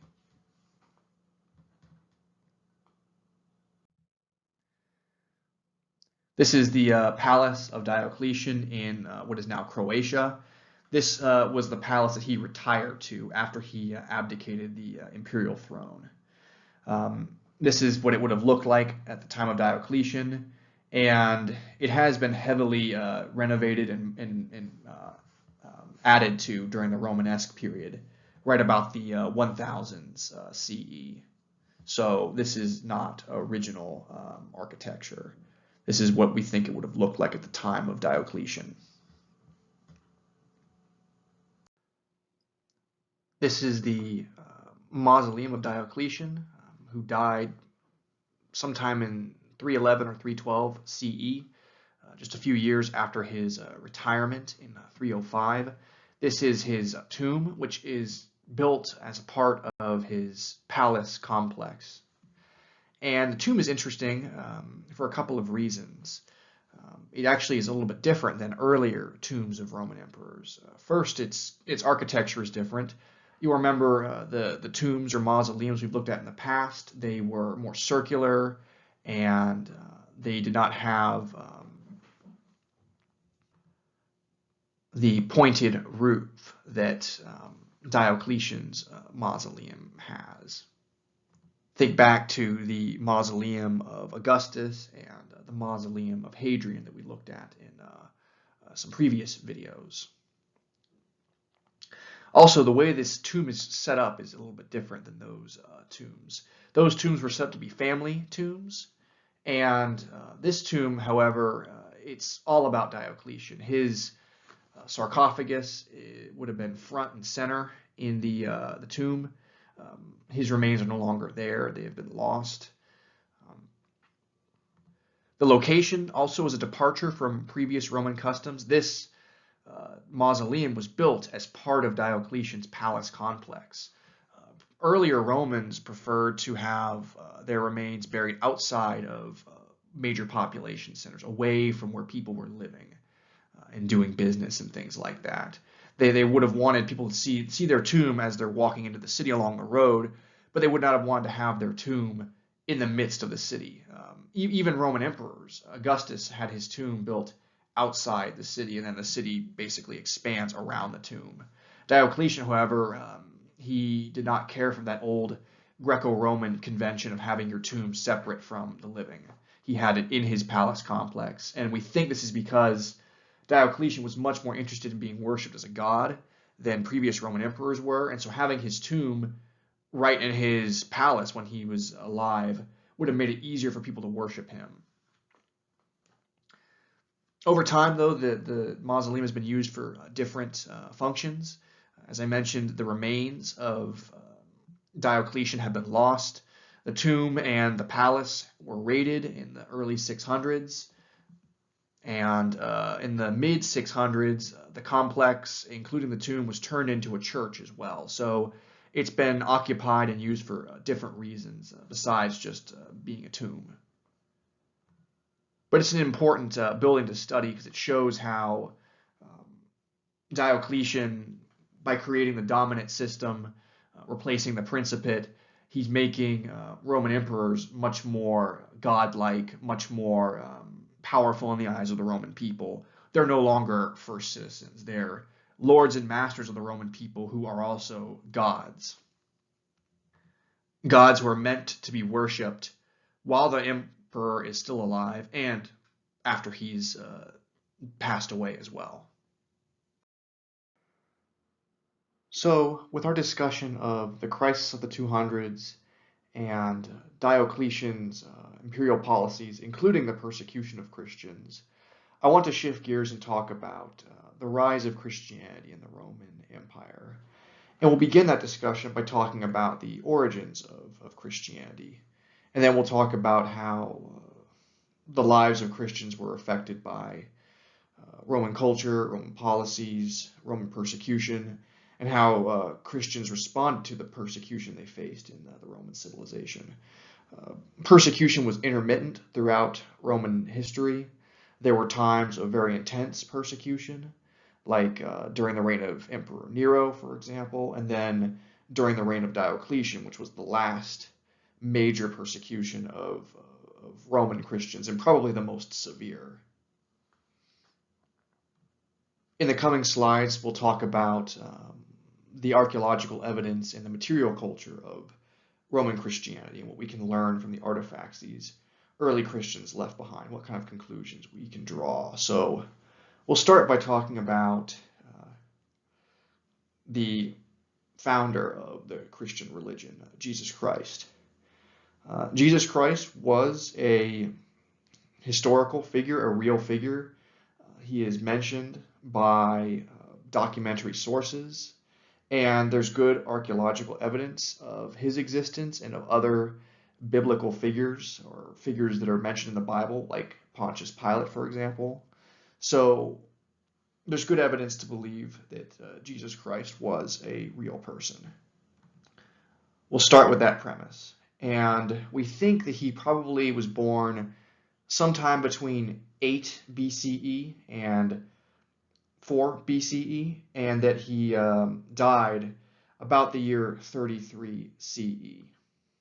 The reason he's born in 8 BCE, between 8 and 4 BCE, one, it's because when in the Western world we date things in reference to the birth of Jesus Christ, even if we're using Common Era CE and before Common Era instead of BC before Christ and Anno Domini, year of our Lord. Some medieval monks and mathematicians and astronomers who were trying to estimate Jesus' date, they made some mathematical errors, and that's where we get the 4 BCE date from, or 4 BC date from. And then the earlier end, the 8 BC or 8 BCE date, is a reference to a very large census that Augustus Caesar had conducted. And we know that Jesus Christ, according to Christian documentary sources, was born about the time of a Roman census.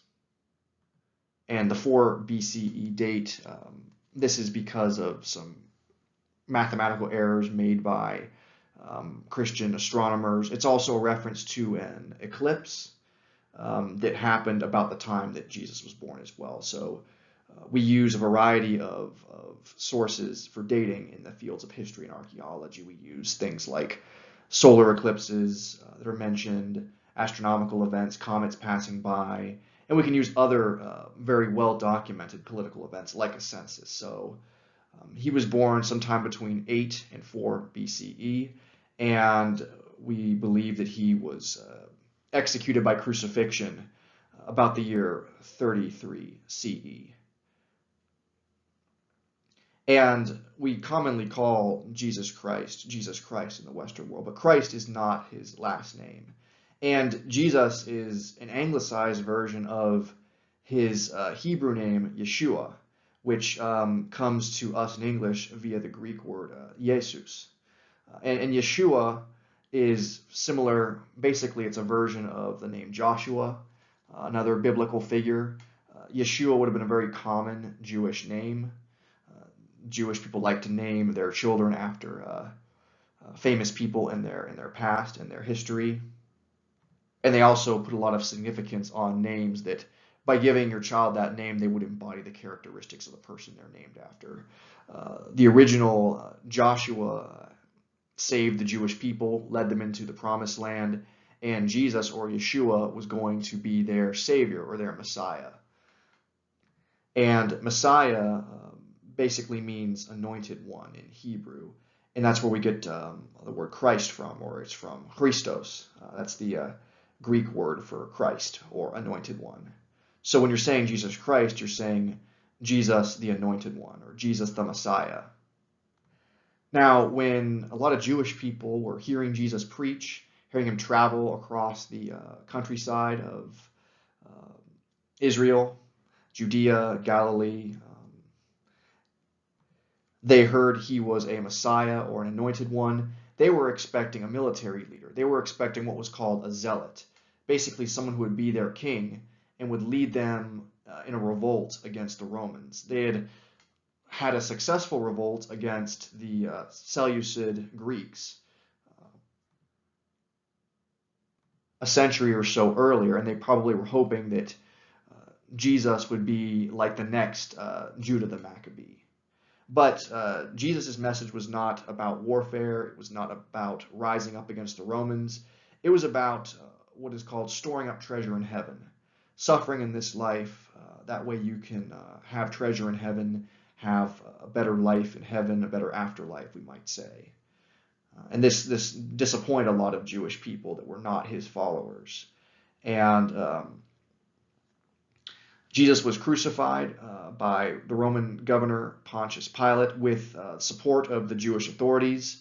It would seem the Jewish authorities worried that Jesus might get them in trouble with the Romans. They didn't want to have any trouble with the Romans. They knew the military power of the Romans. And of course, the Jews will have trouble with the Romans. The temple will be destroyed in 79 CE.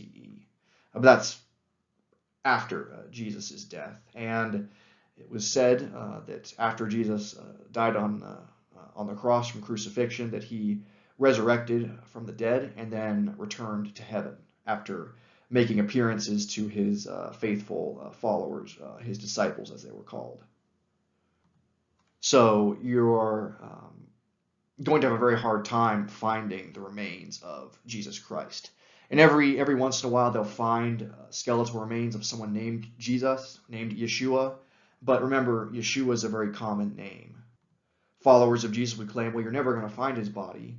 Christians are going to claim you're never going to find his body because he resurrected and went back to heaven. And people who don't believe in Christianity are going to say, well, you're never going to find his body because his disciples obviously stole his body and destroyed it. That way they could claim their Messiah had come back from the dead. And this class is not pushing one idea or the other. This class is not trying to cause anyone to have different ideas about their religious beliefs or their lack of religious beliefs.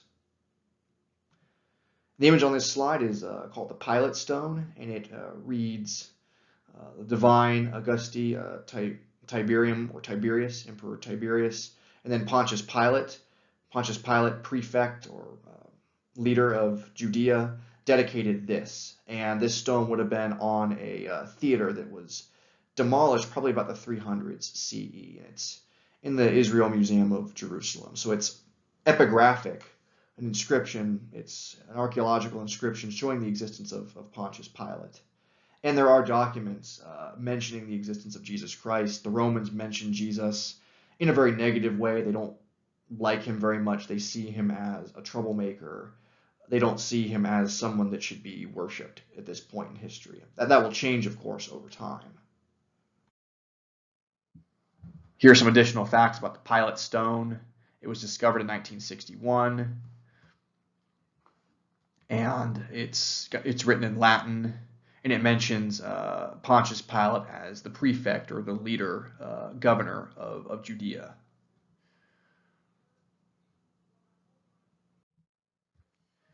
This is the Church of the Nativity. It's in Bethlehem, where Jesus was said to have been born. The church was built in the 330s CE, when the persecution of Christians ended in the Roman Empire. The church you're looking at, however, was rebuilt in the 500s CE by the Byzantine Emperor Justinian. It was destroyed in a local Samaritan revolt. And then, of course, it was rebuilt. This is the Church of the Holy Sepulchre, or the Holy Tomb. It was consecrated in 335 CE, so just a few years after Christianity is legalized in the Roman Empire. It was destroyed in 614 CE by the Sassanids. The Sassanids, of course, are a Persian empire. It's believed to be built over Jesus' execution site and tomb. Of course, Christian tradition teaches that Jesus, after being crucified, he was buried in a tomb and rose from the dead 3 days later and then returned to heaven. So you're not going to find a body of Jesus Christ, according to Christians. Although I should mention that it's very common to find skeletal remains of people named Yeshua, because Yeshua was a very common name in first century CE Jewish culture. But devout Christians would say that that's not Jesus Christ that you found. It's just a different person named Jesus. This is the plan and the grotto of the Church of the Nativity. It's set up a lot like a Roman basilica, a long rectangular nave, which Christian congregants would have to process down towards the grotto, sort of the holy place of the church site. While there's a lot of documentary evidence for the existence of Jesus Christ and the persecution of early Christians, mentioned by historians like Tacitus, Josephus, a Jewish historian who was also a Roman citizen, and then Pliny, there's a lot less material evidence for the existence of Jesus. Why this is? It's likely because Jesus lived as a itinerant preacher. He traveled the countryside in Judea, and he did not have very many possessions for himself. He did not have a home for himself for his adult life during his ministry. Also, he came from a poor family as well. He was not a prince or a king, someone who would have left behind a palace or anything like that. Also, Christian tradition holds that Jesus Christ, after he was killed on the cross, he rose from the dead, so he would not have left a body or bones behind to be found. So there's very little material evidence for the existence of Jesus Christ. Christians in late antiquity and the early medieval period, however, they tried to find what they believe were pieces of Jesus Christ's cross, pieces of wood. Although determining the authenticity and veracity of these pieces of wood is very difficult.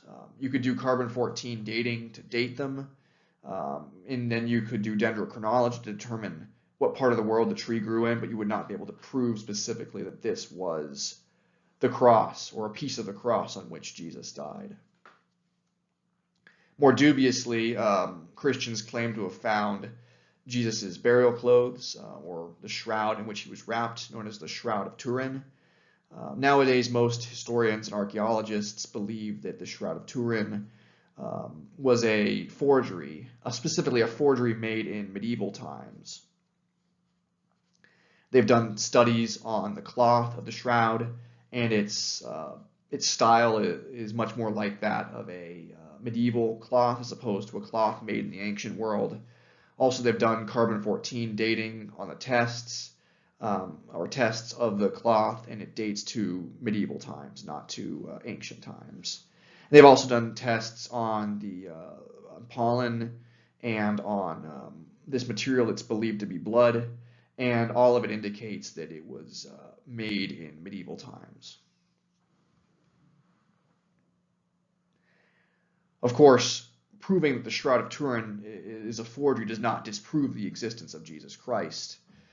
It's just, as archaeologists, we are looking at material culture as best as we can, determining when it was created, how it was used, as to what students believe about Jesus Christ, about his life, his ministry, etc. That's up to the students. I'm not going to tell anyone that their beliefs are correct or incorrect as an archaeologist. I'm focused on the material culture and adding to the historical record more than proving or disproving someone's faith.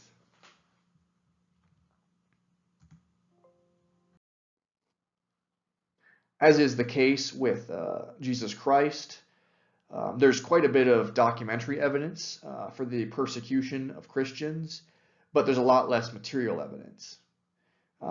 Roman historians mention persecution of Christians, and they often supported this persecution. They saw the Christian faith as a threat to the empire because Christians refused to worship the emperor, and because they rejected many other Roman cultural and religious traditions. Later Christian Roman historians, that is, Romans who had adopted Christianity, they wrote about persecutions as well, but they're writing hundreds of years in some cases after the events they're discussing. And they give a lot of very detailed and grisly accounts of how Christians died. In this painting here, it's based on Roman Christian sources from later in Roman history. It mentions, they mention Romans being crucified and lit on fire. They mention Christians being eaten and killed by lions and other wild animals. And they mention that Christians were not just persecuted, but they were executed in really violent and terrible ways. And this doesn't seem too unbelievable, knowing that the Romans used capital punishment. They had gladiatorial contests. They had public executions. We might just wonder how extensive the persecutions of Christians actually were. So persecution of Christians did happen. It's just material evidence is a little bit thinner on the ground. some of the reasons for why there's less material evidence for early Christians and their persecution is also because many early Christians, in fact, in the beginning, probably the majority of early Christians were poorer people, people who didn't have a lot of money. Also, there would have been a lot of women who converted to Christianity early on because Christianity, while it is a patriarchal religion, gave them more opportunities and rights than pagan Roman culture did.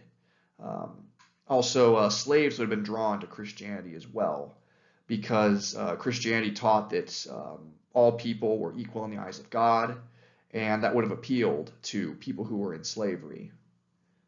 And of course, all of these groups, poorer people, women, and enslaved people, would have left behind fewer artifacts for archaeologists to find. And on the subject of persecution, it appears that persecution of Christians was not constant, but that it happened in cycles. Christians, along with Jews, were persecuted at certain times, and they were seen as being scapegoats. That problems the Roman Empire was facing was because of the Christians or because of Jews. Events like the Great Fire in Rome in 64 CE were blamed on the Christians, when in fact the fire was probably started by Emperor Nero. But despite these persecutions, people continued to convert to Christianity. The religion grows very slowly, though. It's really not until about the 300s that we think that Christianity really began to explode in numbers, eventually becoming the majority religion in the Roman Empire. Christianity's egalitarian message, that all people were children of God and could become Christians, and then the stalwartness of Christians facing persecution, it seems to have inspired Romans to convert to Christianity. Not in super high numbers, but to some degree. As I mentioned, Christianity really begins to increase in numbers significantly, we think around the 300s, about the time that Christianity is legalized.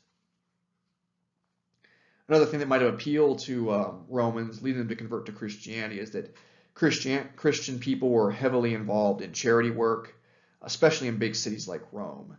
They provided food to the poor, and they also adopted abandoned children that had been left out in exposure. And basically, Christian congregations sharing food and sharing with each other, it replaced the system of obligation in many parts of the Roman Empire. As patronage kind of fell apart, Christianity and Christian charity would have taken its place in many contexts. Also, the chaos of the later Roman Empire would have inspired some would have inspired some pagan Romans to convert to Christianity. Christianity teaches that self-denial and suffering in this life will lead to rewards in heaven.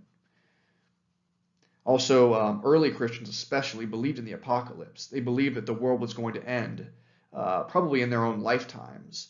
And seeing the chaos of the late Roman Empire, it would have been really easy to believe that the world was, in fact, ending. So for all of these reasons, many people converted to Christianity, even if there's not very much evidence of early Christians' conversion or of their persecution. We still believe that people converted to Christianity. This is the Alexamenos Graffito. It's a vernacular piece of evidence of Jesus and of the distrust that a lot of Romans had for Christians. This is from the Palatine Hill in Rome. The inscription is actually written in Greek. It says, Alexamenos worships his God. And it shows a person on a cross with a donkey's head, it's believed. Basically, they're saying that this person is worshiping Jesus on a cross with a donkey head. So it's meant to mock not only Jesus, but it's meant to mock, presumably, Alexamenos. Alexamenos, of course, is more of a Greek name. And the inscription is written in Greek, which is very interesting because it comes from Rome, where Latin would have been the dominant language. We have to remember, though, that Christianity spread from the east to the west, and early Christian texts were mostly written in Greek. So it's possible that this piece of graffiti is meant to mock a Greek-speaking Christian person, and that's why it's written in the Greek language rather than Latin. This is a carving of a Christian fish, or ichthus. The fish was chosen as a symbol for Christians to symbolize their faith to each other without being discovered by the Romans. The fish in Greek is also an acronym for Jesus Christ, God's Savior. Iesus Christos Theos Sotare. So you can see the acronym here would have been a way for Christians to symbolize their faith to each other secretly.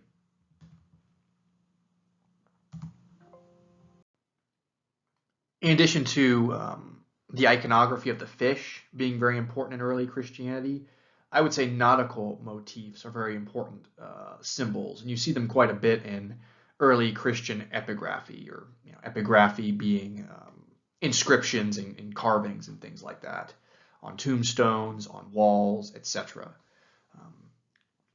I would argue that this nautical theme is very important because the biblical stories about Jesus talk about how a lot of his early followers were fishermen, men who would have owned boats, operated boats in places like the Sea of Galilee.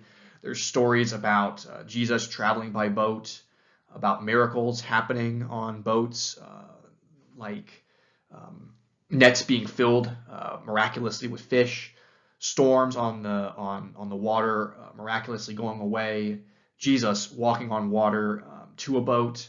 So boats are going to feature very prominently in Christian inscriptions and art, just like the fish does, because of the miraculous stories that take place on or around ships.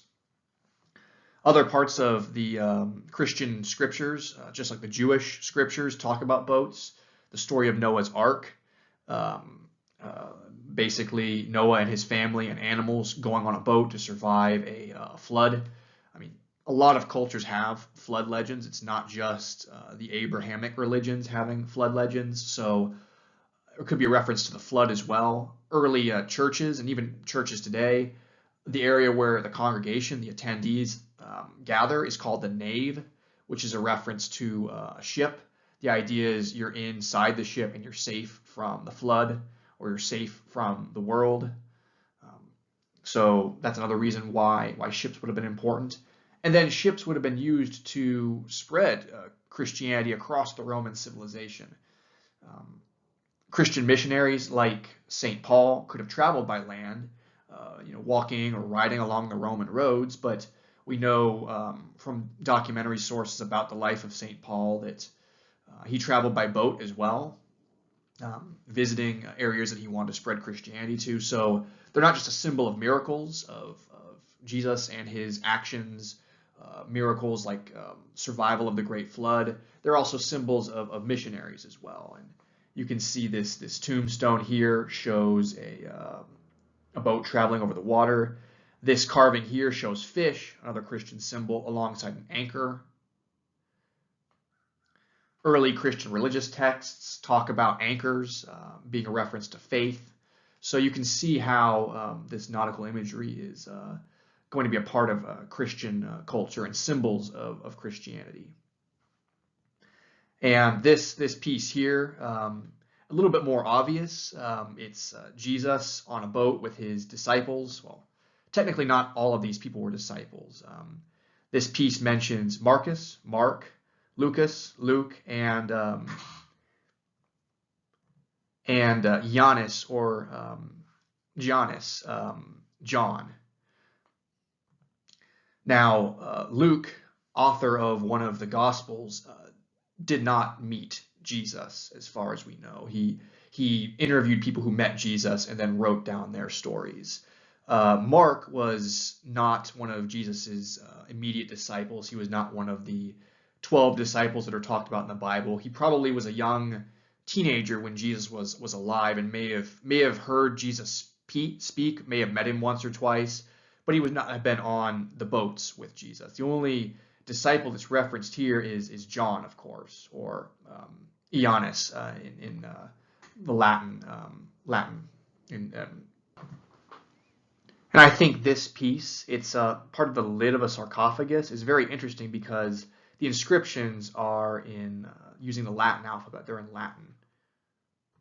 The earliest writings we have from Christianity, whether they are written documents or epigraphic inscriptions, they're generally in Greek. And so this piece, as I said, is from the lid of a sarcophagus.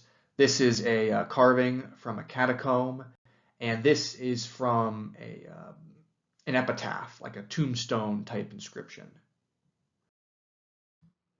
These are possibly the remains of St. Peter, follower of Jesus Christ and the first pope. There's a lot of difficulties with finding material evidence of the early Christian leaders, just because Christian people have been looking for their remains for thousands of years. And in some cases, the remains that are chosen may not be the actual remains of the people that they believe them to be.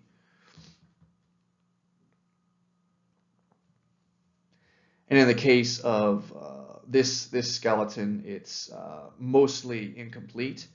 The bones shown in dark gray are the bones that have been found, and then the lighter bones are the ones that are missing. For context, St. Peter was crucified. Christian tradition held that he was crucified upside down because he did not want to be crucified in the same way that his Savior Jesus was. And as I mentioned, there's not a lot of remains from crucifixion victims because their bodies are basically left out to expose and be eaten by scavengers. So that could be why there's so few bones found.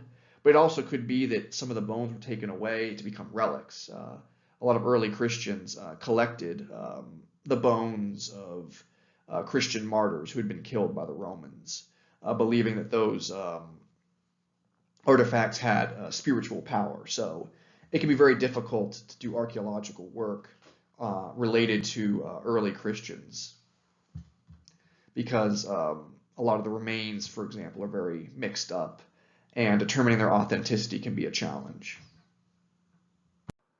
I want to talk about the catacombs of Rome as well, because these are important material evidence for the existence of Christianity in the Roman Empire, and I would argue that they also are evidence of the persecution of Christians as well, which we'll talk about in a moment. But Christians preferred to inhume their dead rather than cremate them. They preferred to take the bodies of their dead, bury them or inter them, and let them decompose naturally rather than cremating and burning their dead and storing the ashes the way the Romans did. And they would have built necropolises, which are commonly called catacombs. Some of these necropolises were separate from non-Christian or pagan or Jewish necropolises. Others were probably actually attached to pagan necropolises, but there'd be sections where Christians buried their dead. The catacombs also used by Christians, they were of varying levels of quality.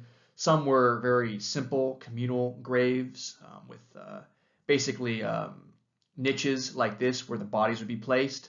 Others were much more ornate. They featured wall paintings. They featured separate sections for family burials. And the Christians, as much as they were financially able, because generally speaking, Christians would have been poorer people, they wanted to honor their dead in these catacombs. So if they had the means, they would add wall paintings, frescoes, they would add epitaphs and inscriptions, and they wanted to keep the bodies of their dead from being destroyed. Now, the Romans, we don't think the Romans were necessarily going out of their way to destroy the bodies of the Christian dead. What was probably happening was Rome is a very densely populated city. There's not a lot of free land available, and we think that Romans would have just dug up cemeteries in general to not bury their dead, but they would dig up cemeteries where the dead were buried. That way they could build new buildings. Also, Rome had ordinances that forbade the burying of the dead within the city limits. So the Romans were maybe just enforcing the law if they were disinterring the remains of Christian people that had died. So the Christians would have gotten around this by having these catacombs or necropolises dug outside the city of Rome. The ground outside the city of Rome, it's a very soft type of stone, so it makes more sense to dig basically these chambers and dig niches than rather than digging a bunch of small kind of holes in the ground. As far as persecution goes, it seems unlikely that the Christians would have spent a lot of time hiding in the catacombs during periods of persecution.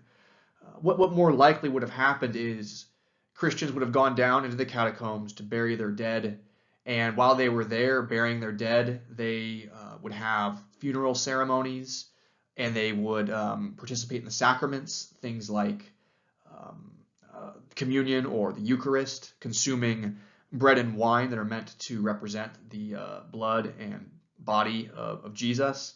And these rituals were extremely not just taboo, but were something the Romans really didn't like. And so they would have these rituals in secret away from prying Roman eyes, like these catacombs. The Romans knew these catacombs existed, but they didn't really mess with them because they were outside the city. They were outside the city, beyond the city limits. They were not in areas where the real estate was very, very desirable. Christians would have gone down into them to bury their dead. They did have areas of the catacombs that were more decorated for funerary ceremonies and for sacrament ceremonies, but they probably were not spending a whole lot of time in the catacombs.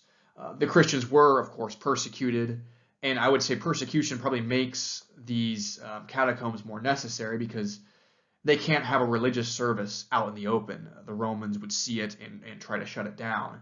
They can go into the catacombs and have a bit more privacy for those ceremonies, but I don't think the Roman Christians were spending a lot of time hiding in these catacombs from the pagan Romans who were hunting them down.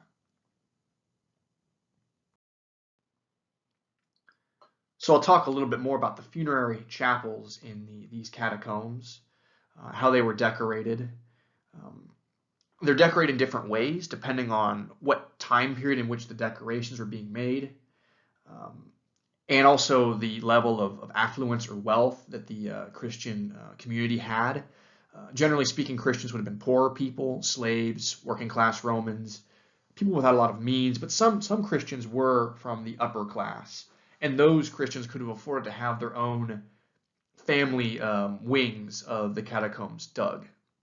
They could also have more decorations for funerary chapels where they could go and have rituals before they buried their dead, or they could commemorate the anniversary of their loved ones passing in these funerary chapels.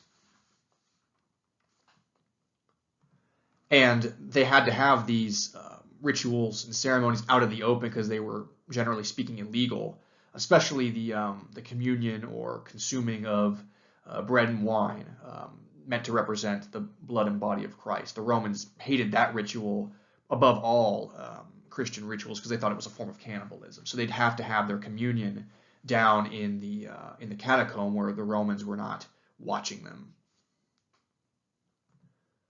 But these catacombs, at least the ones that are decorated, they're usually decorated with biblical scenes painted on the walls.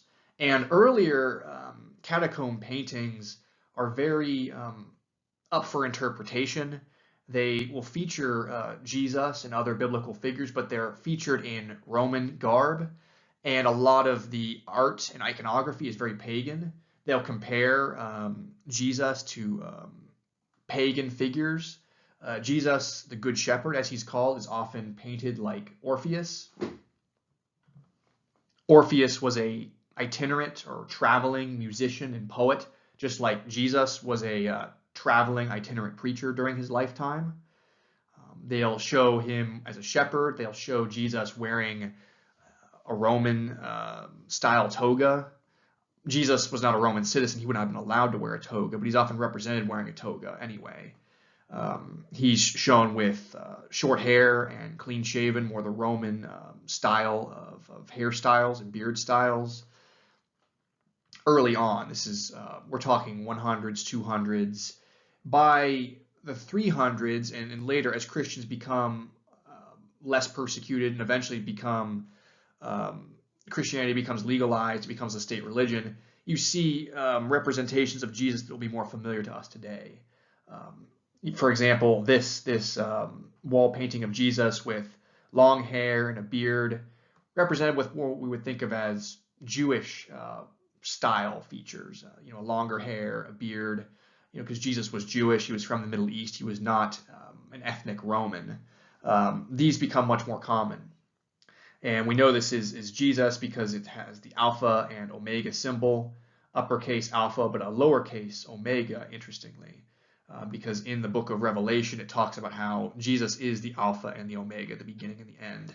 And I would argue this mural is probably a lot more recent, probably from the 300s or later, whereas these murals here, which feature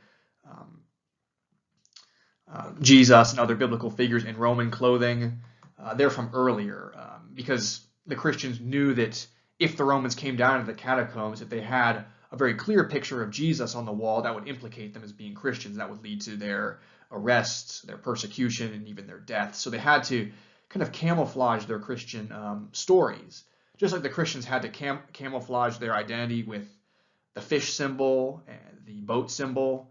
They'd also camouflage their stories by having Jesus and other biblical figures look like Romans. But as Christianity becomes, it's no longer being persecuted, then they're able to make Jesus look more in the manner that is familiar to us today. It also just makes sense that this mural is more recent because it's on the ceiling. Painting a mural on the ceiling is going to be more difficult than painting a mural just on the wall here.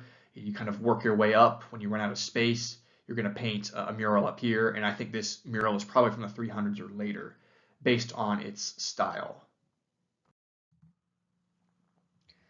Here's some just close-ups of these catacomb frescoes. You can see the details of the work, not only of the human subjects, but of plant and animal life as well, like these flowers here. This is a wall painting that we think is of Jesus.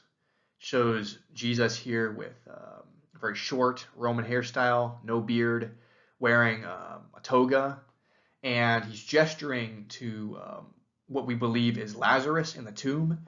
In the biblical stories, Jesus raises a man named Lazarus from the dead. Lazarus was a follower of Jesus who had died, and his family asks Jesus to raise him from the dead, and that's exactly what Jesus does. But it's a miraculous story, but the Christian artists chose to represent Jesus in a toga. And we think that Jesus is often represented in this very Roman fashion. That way, one, he's not recognizable as Jesus to non-Christian Romans. They'll see it, oh, it's just a man in a toga, they'll think.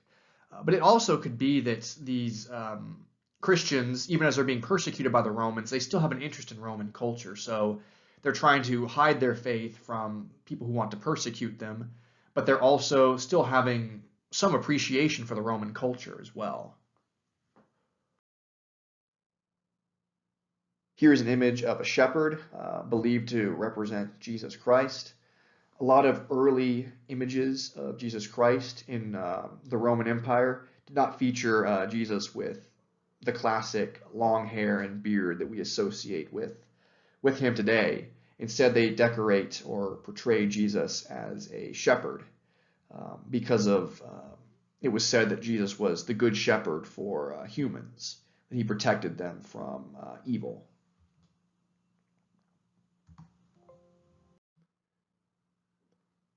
Here's a fresco believed to be of Jesus as a good shepherd. It's from the Domitilla catacombs in Rome. Another example of Jesus as the good shepherd. He's shown with without a beard and with short hair, and this is from the St. Calixtus catacombs. Another image of Jesus as the good shepherd. I like this one because there seems to be a sheep or a goat that's perched on his back. So now I want to talk about the spread of Christianity. The dark purple shows where Christianity spread in the 1st century. You can see that it's mostly in the Middle East, the Levantine area and Anatolia, a little bit into Greece as well, and then the city of Rome, the capital of the Roman Empire. It takes a lot longer for Christianity to reach the hinterlands of the Roman civilization and to reach rural locations. Christianity really started as an urban religion, targeting the urban poor, slaves, poor people, women in big cities. And Christian missionaries traveled across the Roman Empire thanks to the Pax Romana, the Roman peace, even as the Roman Empire persecuted Christians and killed them and imprisoned them and did all sorts of other things, which have been documented by historians. It also provided a lot of peace and stability, allowing Christians to travel across the Mediterranean basin. They would have walked along Roman roads. They would have traveled along Roman shipping lanes and ships in the Mediterranean Sea. And so even as the Roman Empire persecuted Christians, it also facilitated the spread of Christianity.